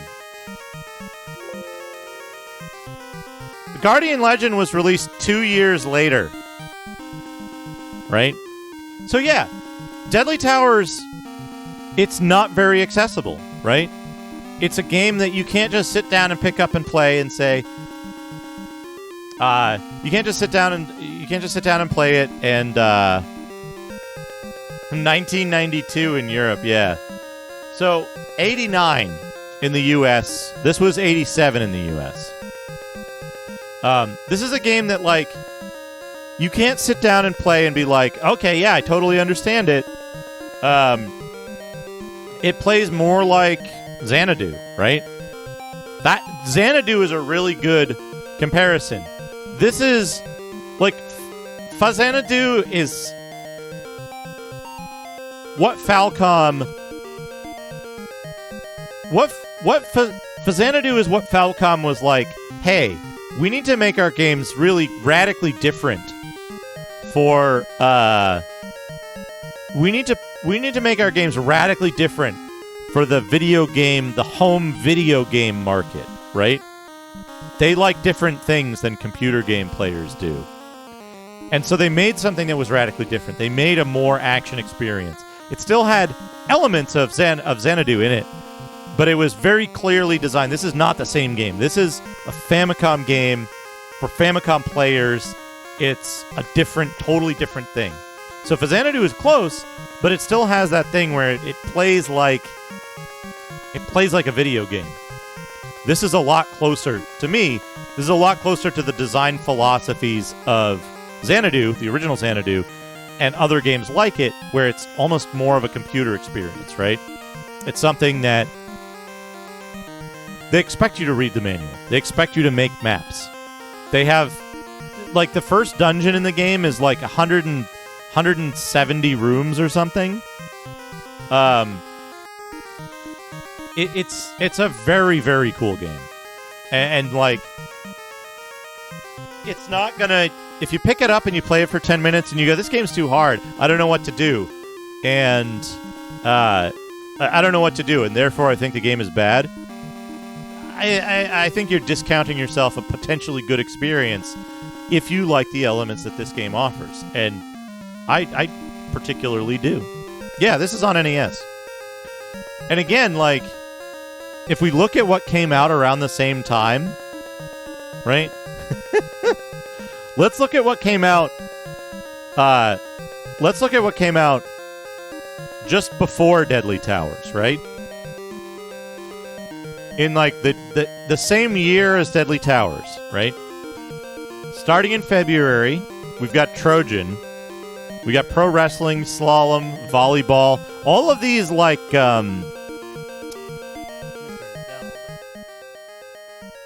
we have all these, what I call Popeye shit. We've got these games that were like first and second wave NES games, right? Arcade ports. We've got stuff that's really simple. We've got Russian Attack, Track and Field, Burger Time. Castlevania was out the same year, only a few months prior. Ikari Warriors, Athletic World, Kid Icarus, Mighty Bomb Jack, Rygar, Section Z, Solomon's Key, Arkanoid, Athena, Elevator Action came out just a couple months prior. Legend of Kage, and then we've got the month before, we have Metroid and Legend of Zelda, right? Metroid and Legend of Zelda came out a month before this game, right? So, like, think about that. Those were genre-defining games. You can't say, or at least in North America, right, from the North American perspective, which is my perspective, you can't say, oh, well, clearly Deadly Towers was just a Zelda clone. It came out less than a month later, right? That's not how game development works. You don't take a couple of weeks and throw together Deadly Towers with thousands of dungeon rooms, like 10 bosses, fucking, 10 bosses, all this equipment, all of these mechanics and, like, quality gameplay stuff. You don't throw that together in a couple of weeks, right? But then we've got, like, the same month, we've got World Runner. We've got Double Dribble, Load Runner, Raid on Bungeling Bay, Ring King, Sky Kid, Spelunker, Spy Hunter, Scoon, Stadium Event, Star Voyager, Stinger, Tiger Heli, Winter Games. Like, these are all really simple early games. And then we've got Deadly Towers in the middle of all that, which is this fucking massive, complex, detailed game. And it's like, no one was expecting it. No one put the effort in to, like, dig into this game and be like, is there a good game in there? Because there really is. There really is. And from a game design perspective, it's just fantastic. One of the best games I've played in a long time. And one of the biggest, absolutely the biggest surprise. So, if you ever lament the fact that there were, like, NES games were like too simple early on. Play Deadly Towers. It's not simple. It's very cool. Oh yeah, I was going to do a thing.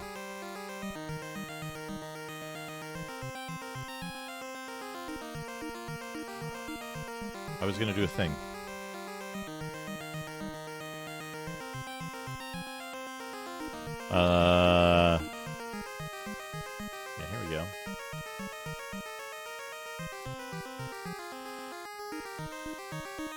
I'm putting this in tier 3 for now.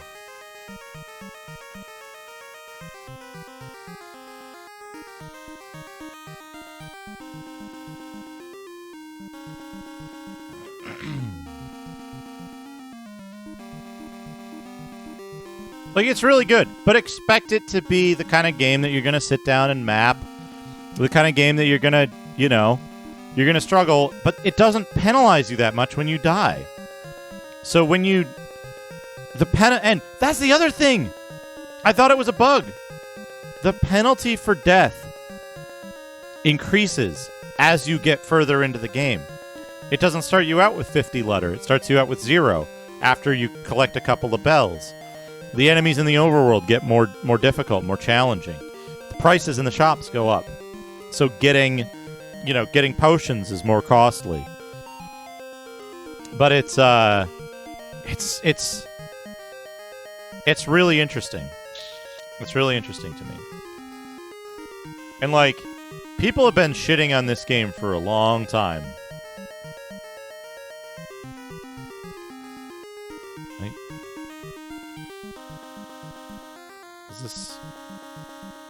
Does this work yet? There it is. There he is, folks.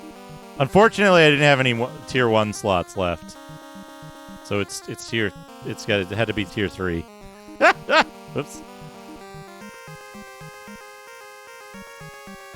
But there he is. There he is. Anyway, so here's the thing, right?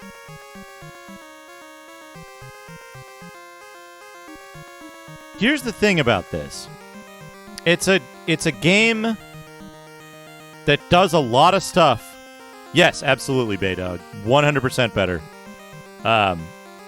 Legacy of the Wizard isn't a bad game, mind you. Legacy of the Wizard makes a lot of design missteps, right? Legacy of the Wizard has some problems. But it's a cool game. It's a fun game to play around in and to figure out. And you feel a sense of satisfaction when you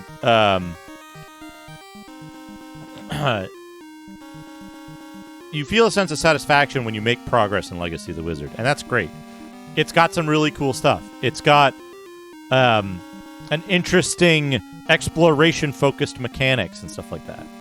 But I think overall, Legacy of the Wizard is not as good as this game, but it's easier to get started in, right? It's easier to just walk out of the door and be like, here we go. I'm in the dungeon. I'm killing stuff. I got a chest full of gold. Awesome. So it's easier to get to that point. In this, you're mounting an assault on a hostile kingdom. There's an outside area. There's an underworld. There's dungeons. There's towers. There's all this shit, and like you got to get through that. You got to have to get through your enemy's defenses. So it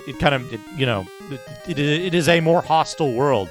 This is like I think someone said it before about Castlevania. This is dark fantasy, basically. This stuff, right? It's not a friendly world. You are going into an area where you're out of your element. You're not leaving your home. And so I think that makes it a little more like, I don't know. I think thematically this game fits together with its mechanics really well too, which is another thing, is that like the world is mysterious and hostile and it's hard to get along in, and they do a really good job of presenting that, I think. So what was I going to say? I loaded up something here. I don't know.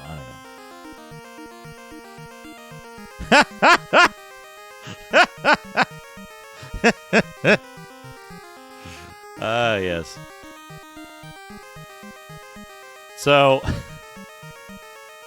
I want to play Clash at Demon Head one of these days. Yeah, so here's the thing, right? Even in its time, I think people didn't want to play this game. Chubby Gristle. Pretty good. Even in this time, I think people didn't take to this game well. They played it a little bit and they were like, this game sucks. And so it was rated poorly. It was generally disliked. But I think that it's one of those cases where people are wrong. Oh, I love Xanac. Yeah, timing and advertising. There's all kinds of things that can contribute. Also, I think that Nintendo didn't push this game in their own... I think Nintendo discounted this game in their own media because it was a direct competitor to Zelda. So they didn't want the competition. So I think they didn't promote it as much internally. Right? Let's find somebody to raid. I'm going to wrap up because we did it.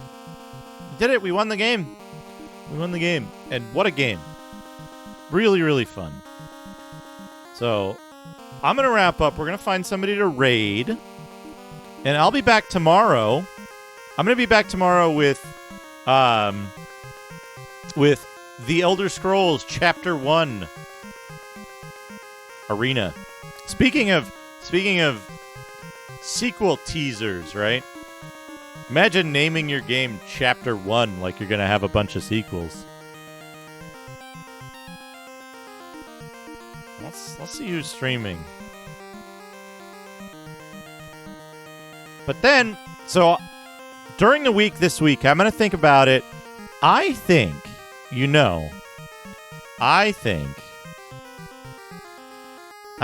that I'm going to do this again where we had a poll. We had a poll when we started this game.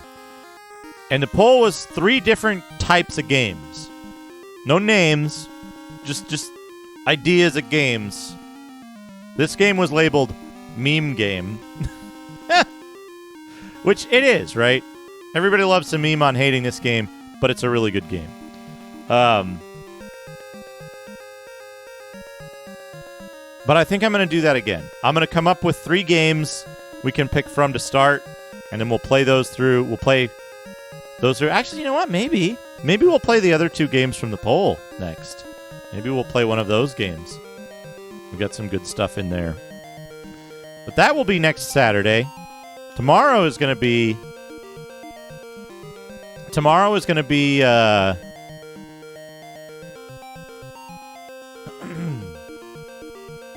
Arena. Tomorrow's Arena. And then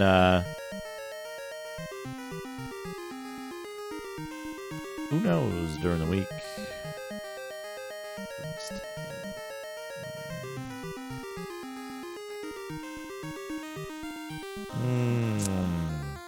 Who do we want to raid? Mindwalker on Amiga, huh? Do I know Mindwalker? Oh, I know Mindwalker. Yeah, I played that a little bit. It's a neat game.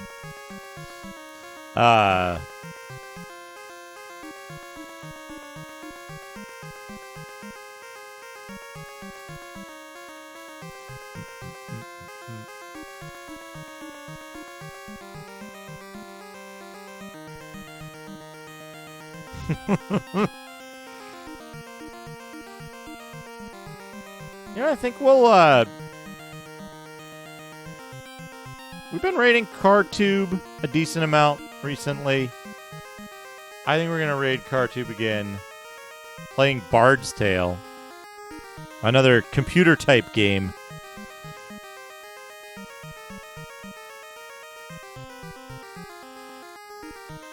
Ah, Bill Williams. Okay, that makes sense.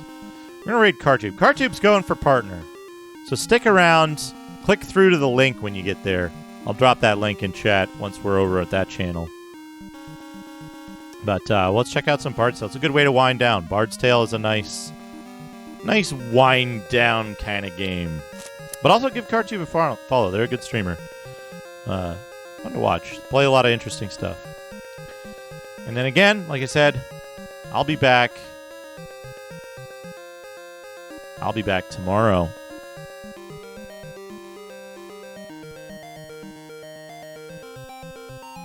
Yeah, that is pretty impressive. Thank you so much, everybody. Thank you for the bits and the subs. Thank you for sticking around, and thank you for listening to me rant about how good Deadly Towers is. So,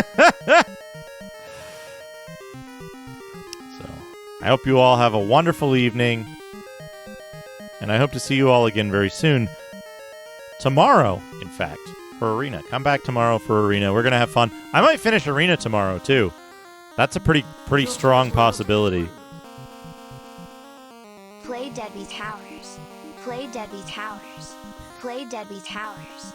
Play Deadly Towers. Thank you for the 100 Play Deadly Towers, MP. All right, everybody. Take care of yourselves. Stay safe. And have fun. Deadly Towers is fun. I'll see you all again very soon.